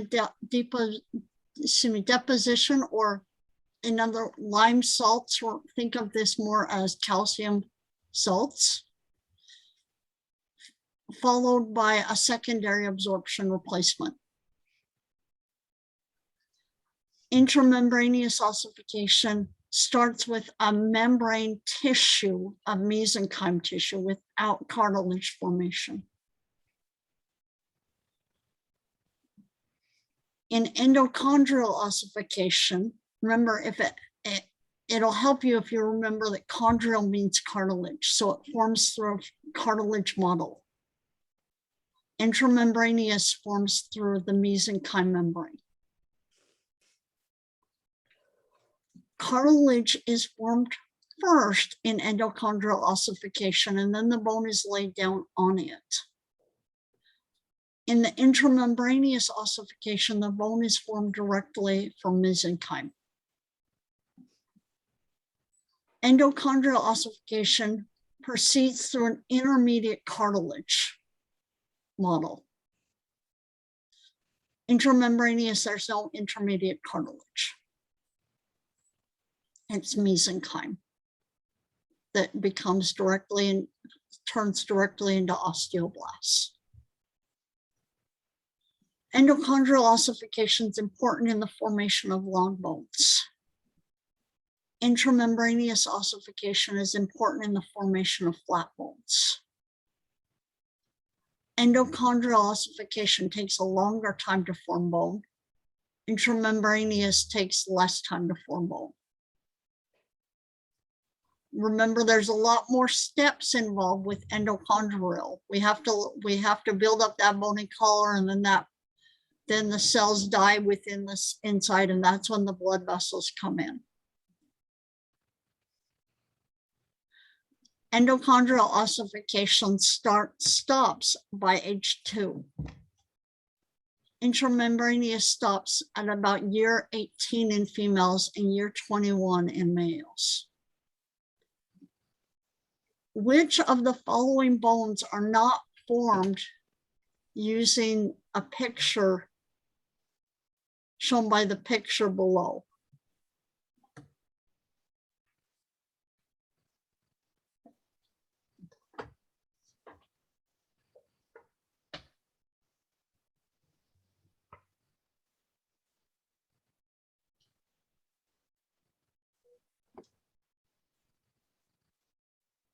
Are we to see some type of picture?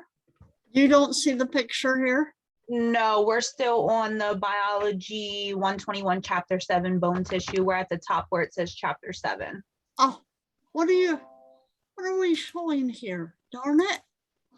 I was lost for a second. I'm like, I oh. would be a little lost too. Do you see it now? Yes, now I see it. There we go. All right, all this slide that I just read a second ago, I'm not going to reread it. Read it later. Which of the following bones are not formed by the picture shown below?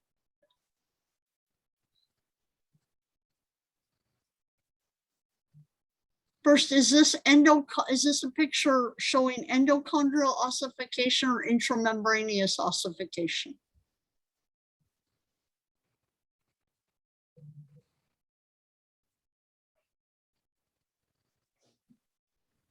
Intermembranous ossification.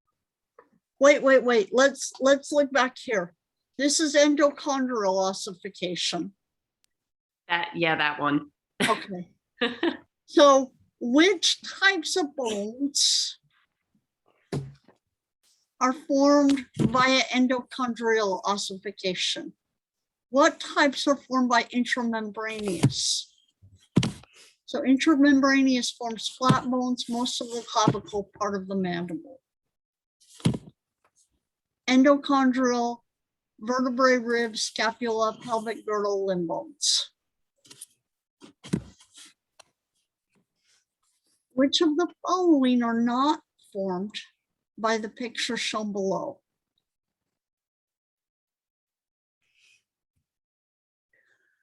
Clavicle. Your clavicle.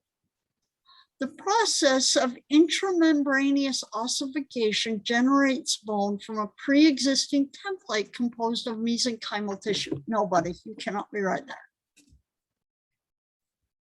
In contrast, endochondrial ossification generates bone within a pre-existing template composed of what?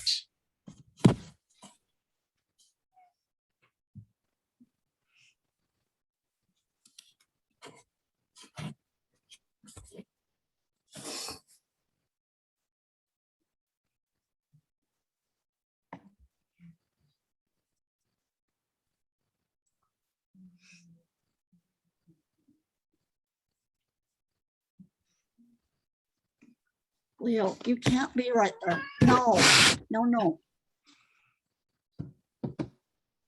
So where does the template come from for endochondrial ossification? What's the first model that's formed? Would it be the hyaline cartilage? Cartilage. It is the hyaline cartilage.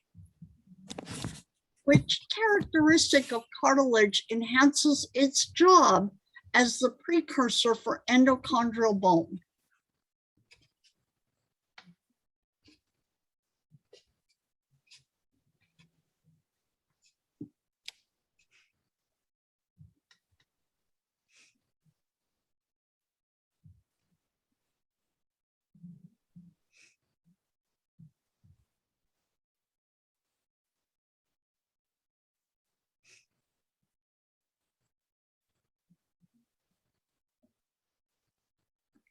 My guess is that it's because cartilage is retained as part of the skeletal system.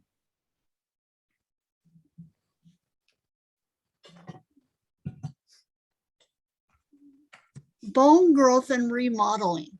Ossification continues throughout life with growth and remodeling of bones. Bones can grow in two directions. They can grow in length and they can grow in width. Interstitial growth is growth from within or growth in width. Appositional growth is growth from outside or growth in length. So interstitial growth meaning growth in width. The chondrocytes, remember chondro meaning cartilage, cytes meaning like the maintenance cells. It means the same thing as it did for osteocytes. These are maintenance cells. So chondrocytes within the bone divide and secrete a new matrix from within the lacunae. They're responsible for the increase of sizes in, oh, you know what? And I made a mistake here. I thought this doesn't make sense. This interstitial growth is growth in length. Appositional growth is growth in width.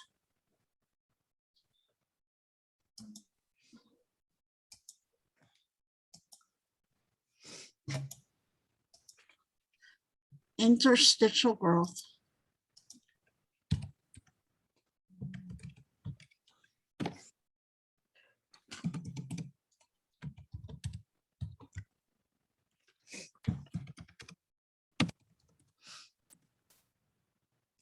Growth is bone growth and length.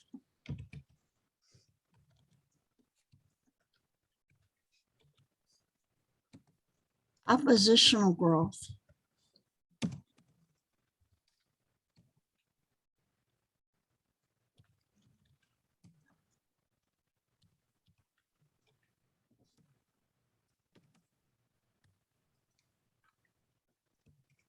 growth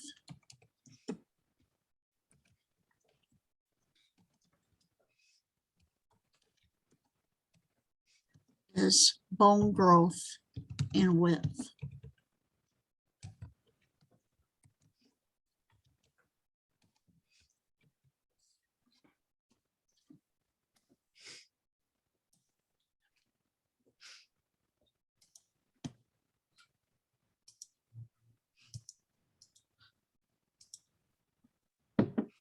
So in interstitial growth, which is the growth in length, chondrocytes within the bone divide and secrete a new matrix.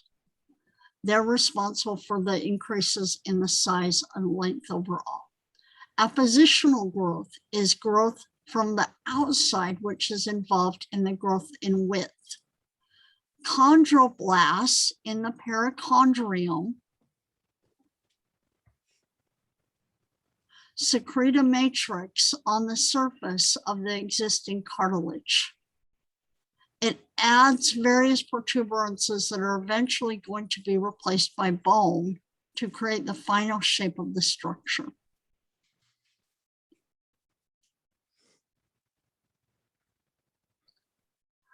Interstitial growth, remember that's growth in length. Well, guess what we have at that, why we have epiphyseal plates is because for growth in length at the long bones. And so interstitial growth is what's going to occur at the epiphyseal plates.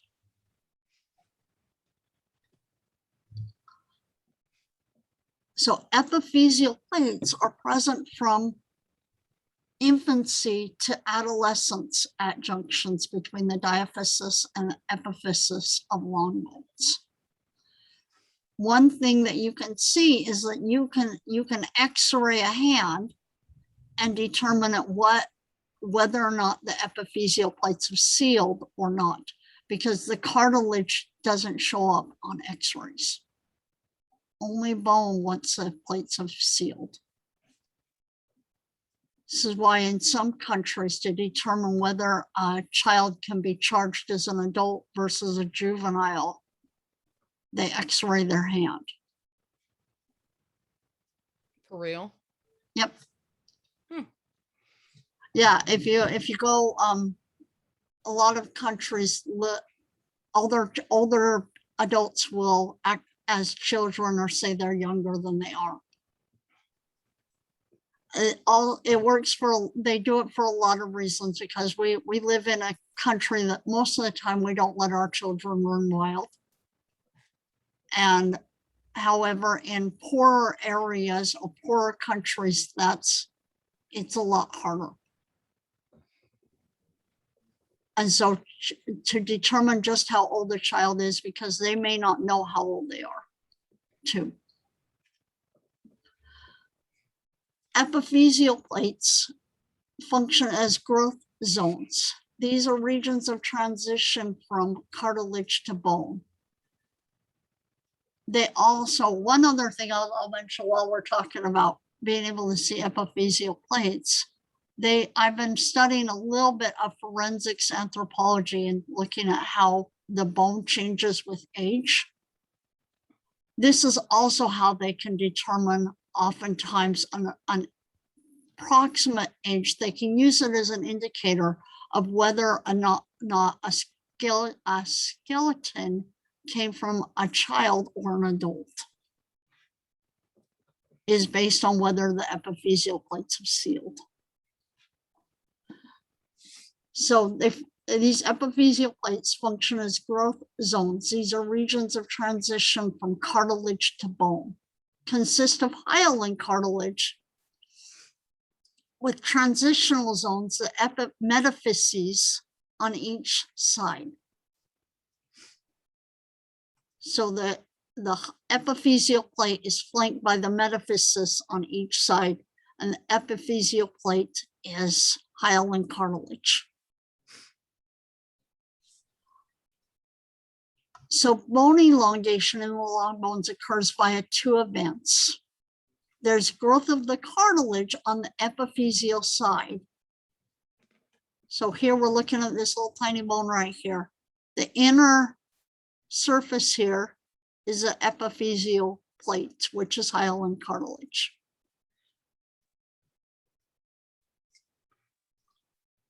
Zone 5 is almost right next to where your metaphysis is. So the growth of cartilage on the epiphyseal side of the growth plate, and then replacement of that cartilage by bone tissue on the diaphyseal side. right around where the metaphysis would be.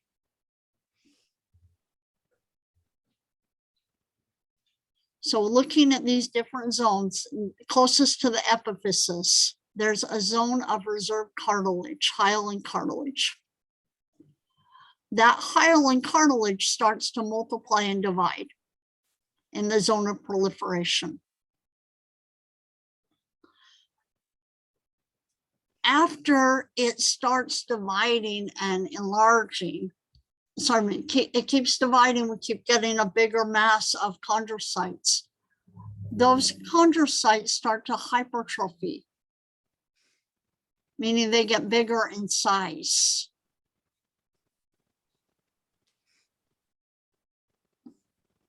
Then there's a temporary calcification of the matrix in between the cells.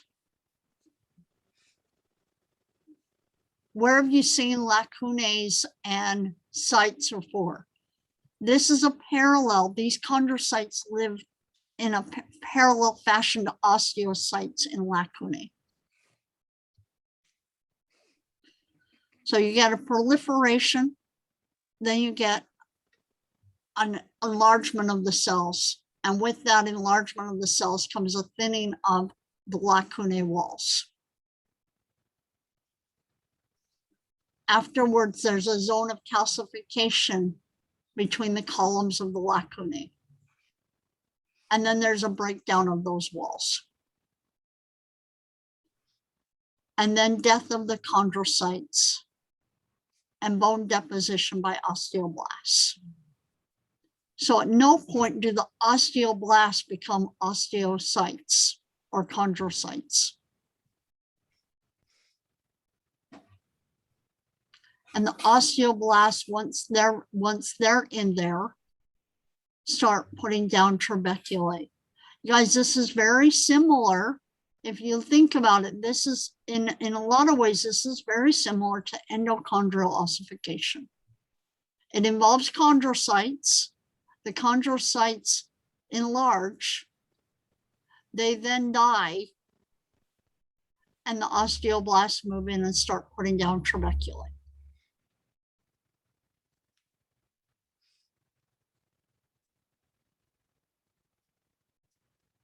So reserve cartilage, some of the reserve cartilage starts to proliferate.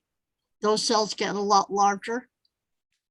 We start getting a temporary calcification of the lacunae walls around the proliferating chondrocytes or chondrocytes that have stopped proliferating.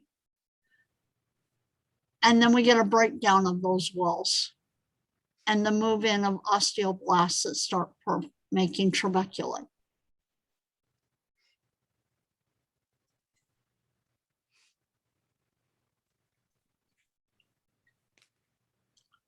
So cartilage at no point is ever turned into bone.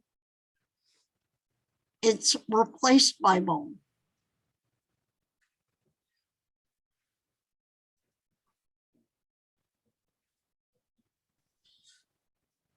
Which two zones in this figure account for a child's growth and height?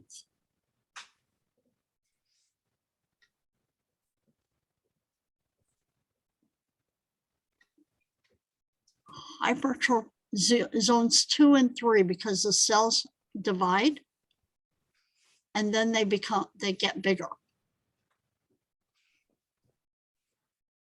So the cell multiplication, the chondrocyte multiplication in zone 2, zone of cell proliferation, and then their enlargement in zone 3 are going to push zone 1.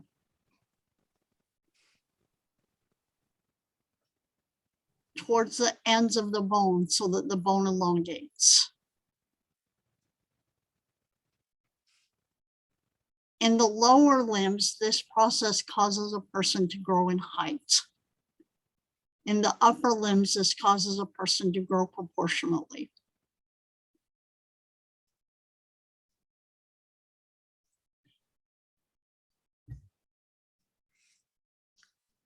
So we're essentially, here's our middle, and it just keeps pushing it out both ways. Pushing out this way, pushing out this way. This is showing the middle line in between here. Part of the resting cartilage, and then as it's being pushed out.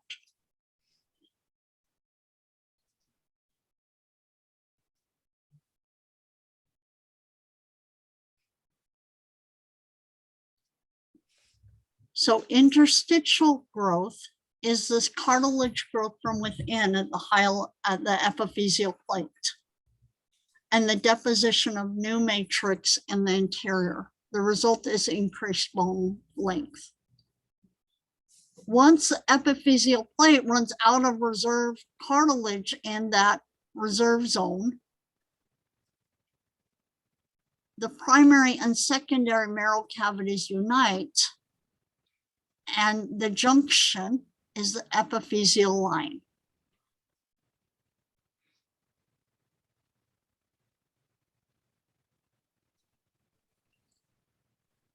However, if something happens to a child and they break a bone, a long bone, and they break it close to the epiphyseal plate, it's possible to damage the epiphyseal plate. This whole little zone here, we don't want this to get damaged. Remember, cartilage is pretty avascular. It doesn't grow very well. Doesn't And that can recover. stunt, oh, I'm sorry. And that can stunt growth. Yes. And you don't want it to stunt growth on one side versus both sides. So if you do it to your tibia, and you only do it to one tibia may be shorter or longer than the other one. Because this order, you disrupt it if you break it, and it may not reform, forcing that blade to stop growing. Right. So how does that work? Because I've heard people say that their child like broke their growth plate. Like, do they just like? They're just at higher risk. So they hope for the best. They hope for the best. Okay. Because, yes, cartilage can heal. And yes, it can probably reorganize itself with a lot of time it can heal. However, if you've ever heard of people tearing their meniscus in their knee, it doesn't heal as easily.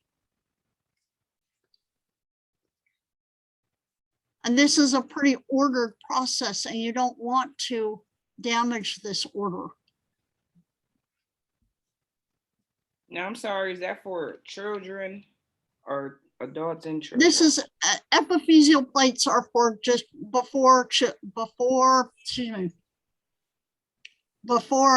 growth is stopped, long bone growth. Okay. So this whole thing is necessary for long bone growth. Okay.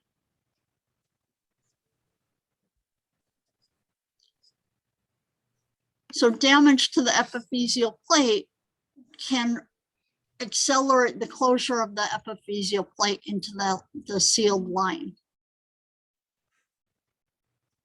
During bone growth, which event is most significant at the surface indicated by A?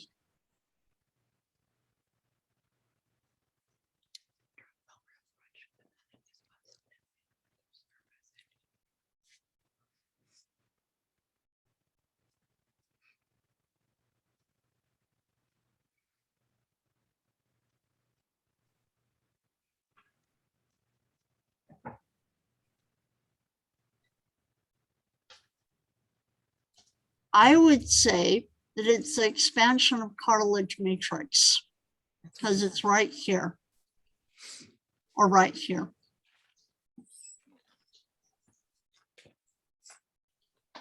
During bone growth, which event is most significant with B?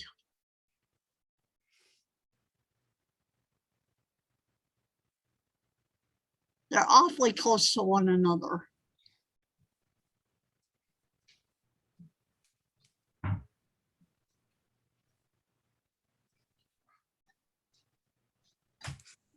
I would say that it's the calcification of the cartilage matrix.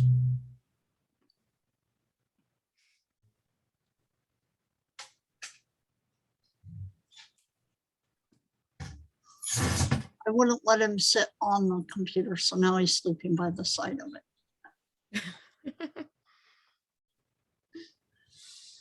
What would long bone growth look like in an individual whose cartilage in the epiphyseal plate stopped dividing?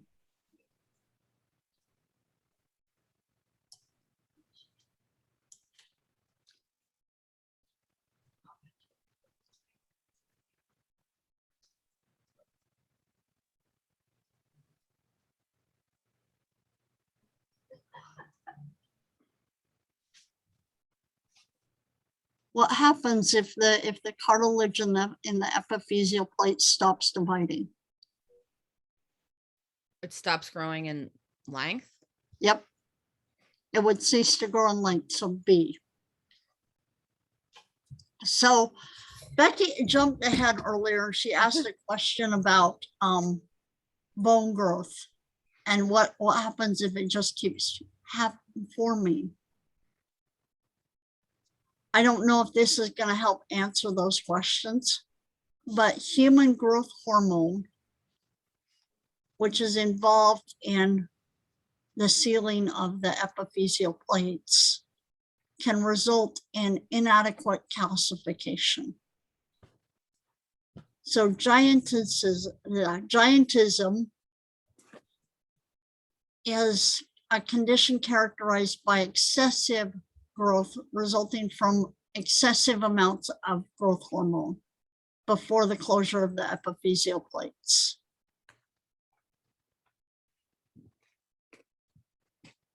Sometimes they never stop growing, and they end up dying for that reason. If you look at your long limb dogs that tend to die from congestive heart failure,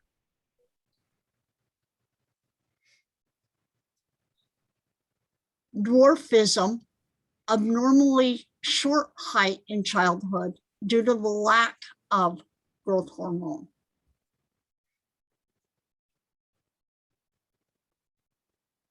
Resulting in a premature,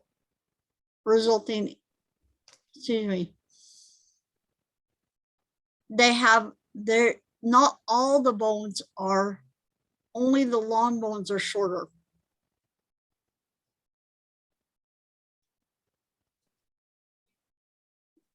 Acromegaly is a syndrome resulting from hypersecretion of growth hormone after epiphyseal plate closure.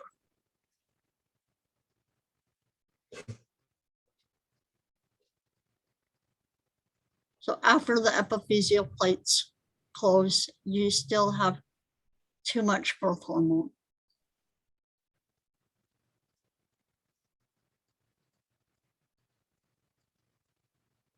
Achondroplastic dwarfism is when the long bones stop growing in childhood, but the growth of other bones is not affected.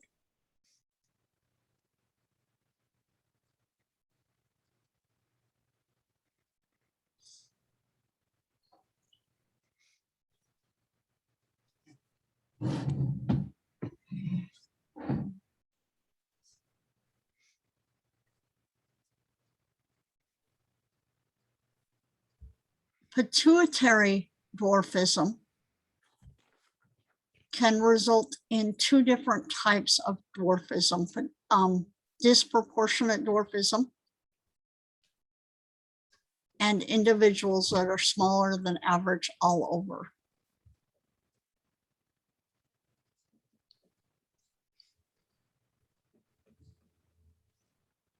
So have short limbs that are abnormal proportions.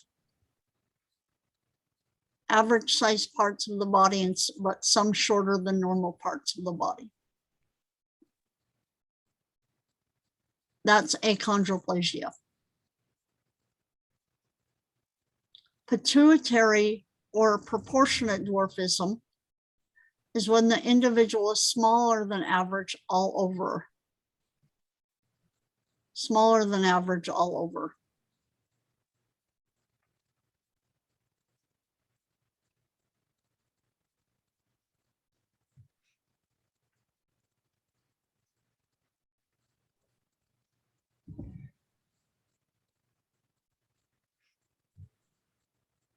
So I would maybe say that this is also acromegaly. And this is achondroplastic dwarfism.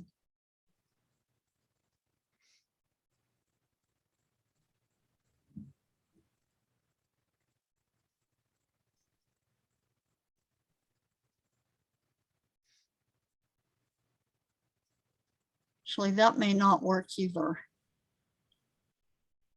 Just go with the fact that this is growth hormone deficiency. This is for reasons that may not have to do with growth hormone.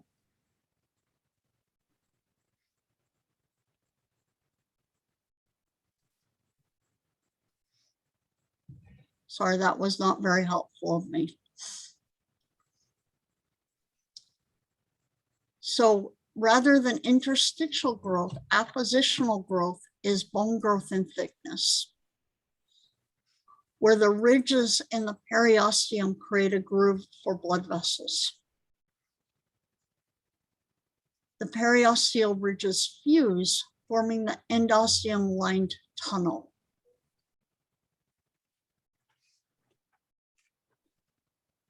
Osteoblasts in the endosteum. Remember, the endosteum is the inner lining, periosteum is the outer lining. Endoblasts in the endosteum build concentric lamellae inward toward the center of the tunnel, forming the osteon. Here's your central canal.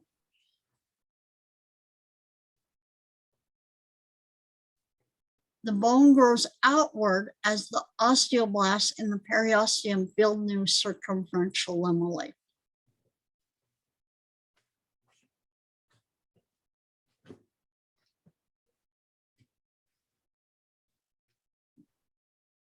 So ridges in the outer periosteum are going to create grooves for blood vessels. Then the ridges around these grooves are going to form a tunnel around the vessels that's then lined with endosteum, because we know the endosteum lines all the tunnels. Osteoblasts in the endosteum build concentric lamellae inward toward the center of the tunnel. Here's the center of the tunnel, forming the osteon. And bone grows outward as the osteoclasts in the periosteum build new circumferential lamellae. Remember that the circumferential lamellae are on the outside.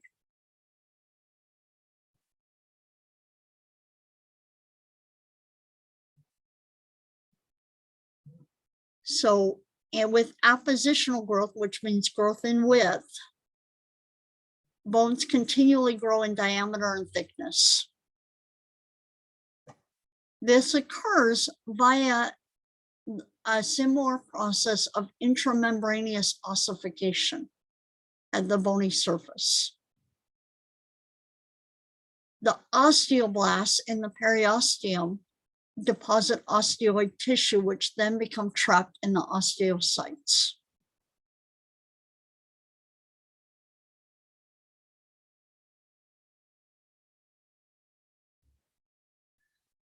The result is increased number of circumferential lamellae.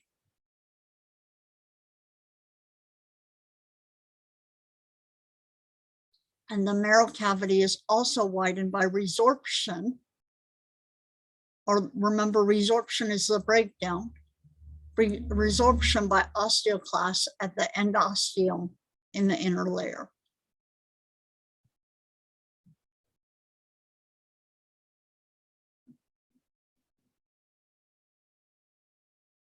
So intramembranous ossification on this outer layer is going to result in increased circumferential lamellae.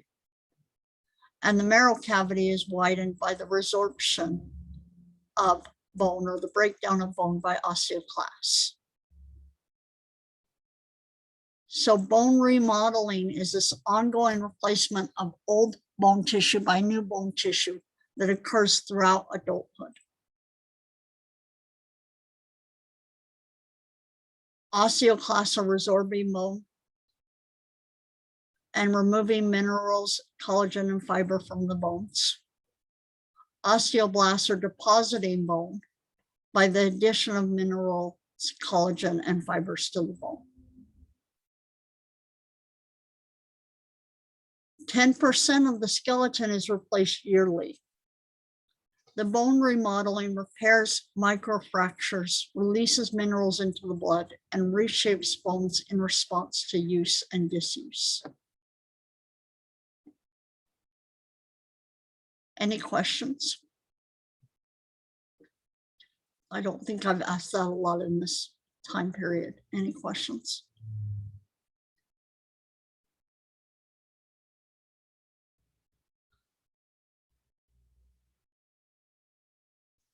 There's an important law that we discuss when we talk about bone remodeling. This is called Wolff's Law of Bone, which says that bone's architecture is determined by the mechanical stresses put on it.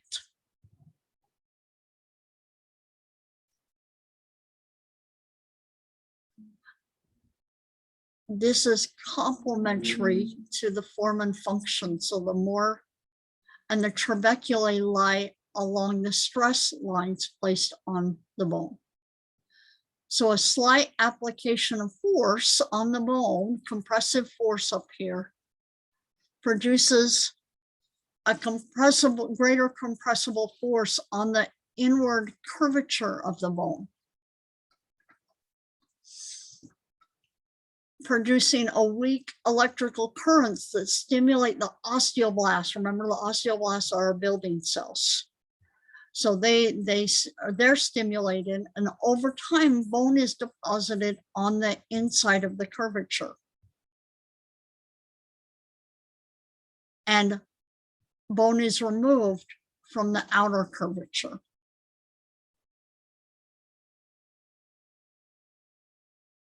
The final result is a bone that's matched to the compressible force to which it was exposed initially. So this compressional force forces the bone to kind of, a little bit of a tension develops in the curvature and causes a little bit of a curvature of the bone. And this stimulates osteoblasts to secrete more bone. And osteoclasts to remove bone from the curvature of the inner curvature. And the result is that we get a straighter bone that's stronger. So this is a fine balance between the collaboration of osteoclasts and osteoblasts.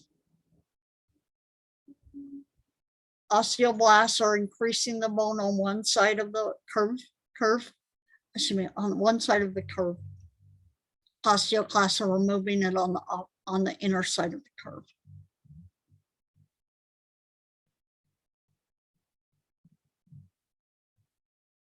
So the architecture of bone is determined by the mechanical stresses put on it. Bony processes will grow larger in response to mechanical stress. This occurs with weight-bearing movement and exercise. That's why they say weight-bearing movement is really good for women once their estrogen levels start dropping and before. Remodeling is a collaborative and due to the precise action of osteoblasts and osteoclasts. Tension here, compression here, causing this inner folding. On the inner fold, bone is removed while bone is placed on the outer part, resulting in a straighter bone. So that this compression is felt by osteocytes and that then are converted into osteoblasts, which increase the synthesis of osteoid. that organic matrix that then gets calcified. The result is there's increased bone strength. So these tension compression cycles create a small electrical potential that stimulates bone deposition and increased density at different points of stress.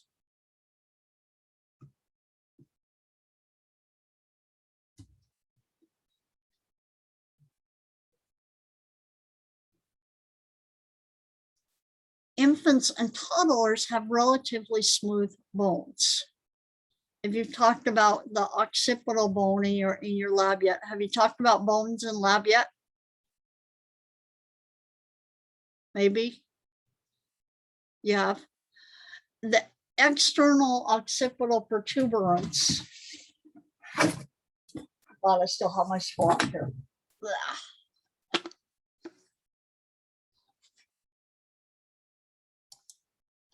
External occipital protuberance right here. In the newborn skeleton is smooth. It's not there. However, once the baby starts trying to strengthen the muscles of the neck and starts being able to hold up his head, the muscles pull on this and actually pull it out. And that's where you get this protuberance. Because there's a tension on it, and that stimulates more bony matrix and remodeling of the bone.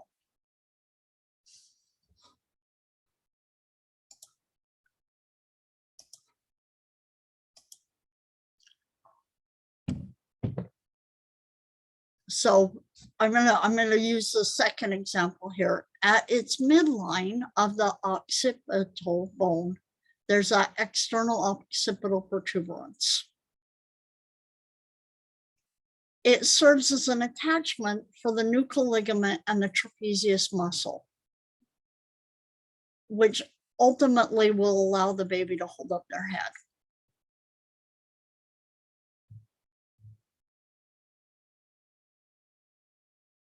The greater trochanter of the femur is a massive outgrowth stimulated by the pull of the tendons from the hip muscles when you start walking.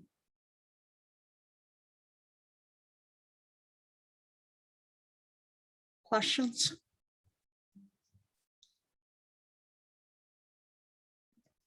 Nope. So it's the tension that's causing the bone to remodel. It's the force that's causing the bone to remodel.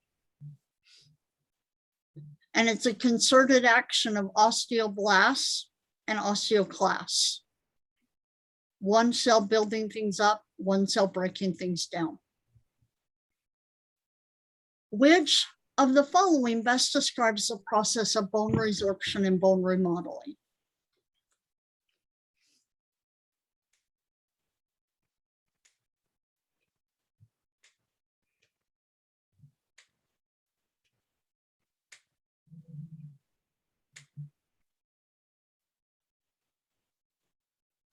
Remember what bone resorption is.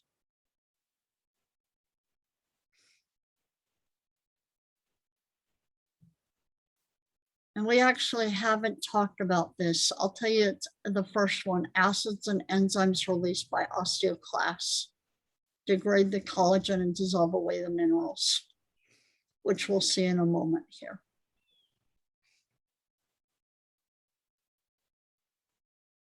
So there must be a balance between the actions of osteoclasts and osteoblasts. This answers Miss Becky's question.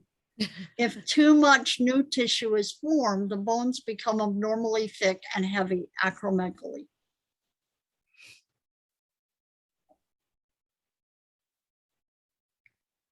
When bones become too flexible, rickets or osteomalacia.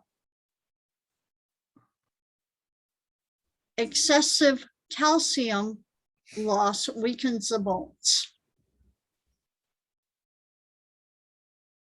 osteoporosis.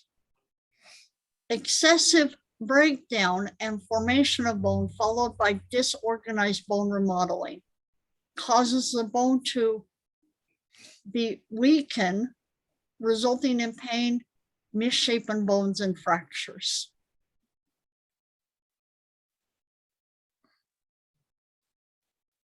Diet affects bone growth and bone remodeling.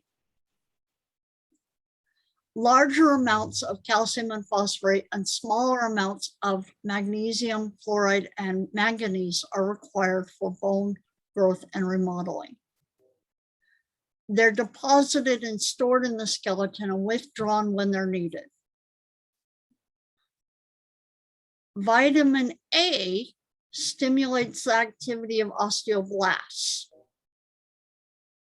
Vitamin C is needed for the synthesis of collagen fibers. That's why rickets, is it rickets? I may be wrong. I got to make sure I'm right there. Vitamin D helps build bone by increasing the absorption of calcium from foods. You have to be able to absorb the calcium into the bone.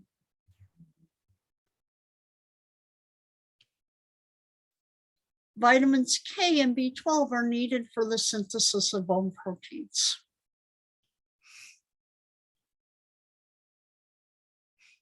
Oh, and vitamin D deficiencies. I knew it was one of those. Vitamin D deficiencies results in inadequate calcification. So rickets is a disease where you're not putting the mineralized matrix into the bone. If you saw with my chicken bone, the disease of growing bones occurring in children before the fusion of the epiphyseal plates due to unmineralized matrix at the growth plates. Results in softening of bones, potentially leading to fractures and deformities. Osteomalacia is adult rickets. So this is new form being formed during remodeling that fails to calcify, resulting in pain and tenderness in the bones.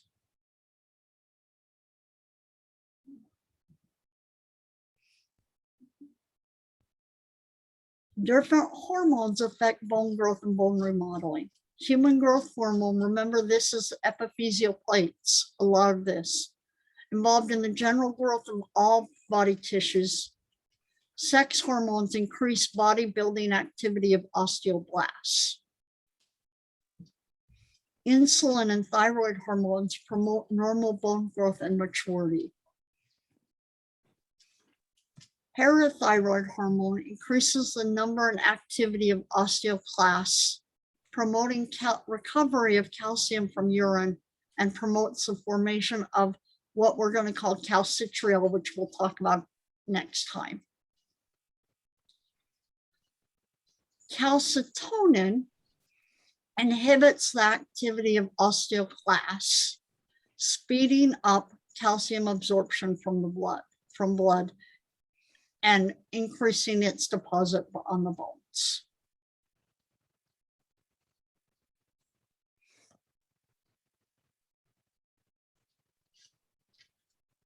Aging and bone tissue.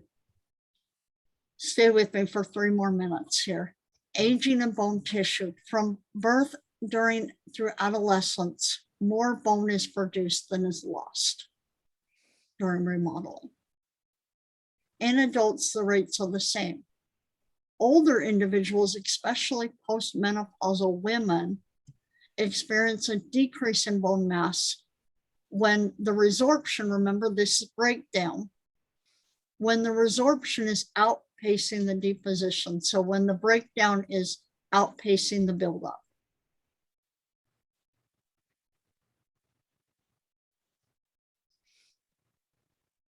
So osteoblasts are not working as fast, or the balance between the osteoblast work and the osteoclast work is not even.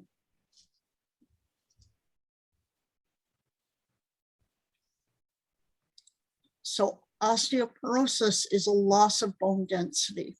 Remember, it's most greatly impacted in the spongy bone. It's the greatest effect in the spongy bone because of the increased surface area. So it's diagnosed with that bone scan, that bone mineral density.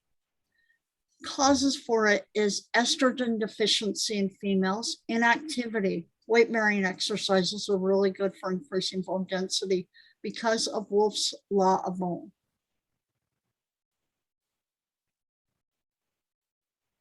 Low calcium intake and vitamin D deficiency.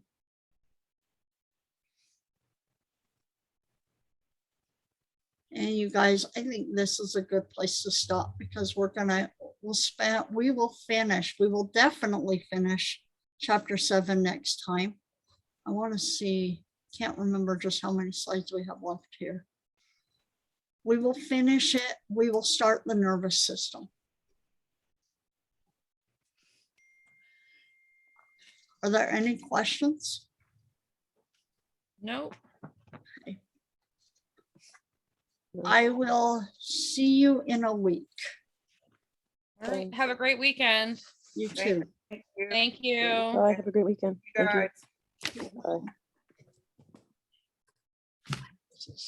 are you doing?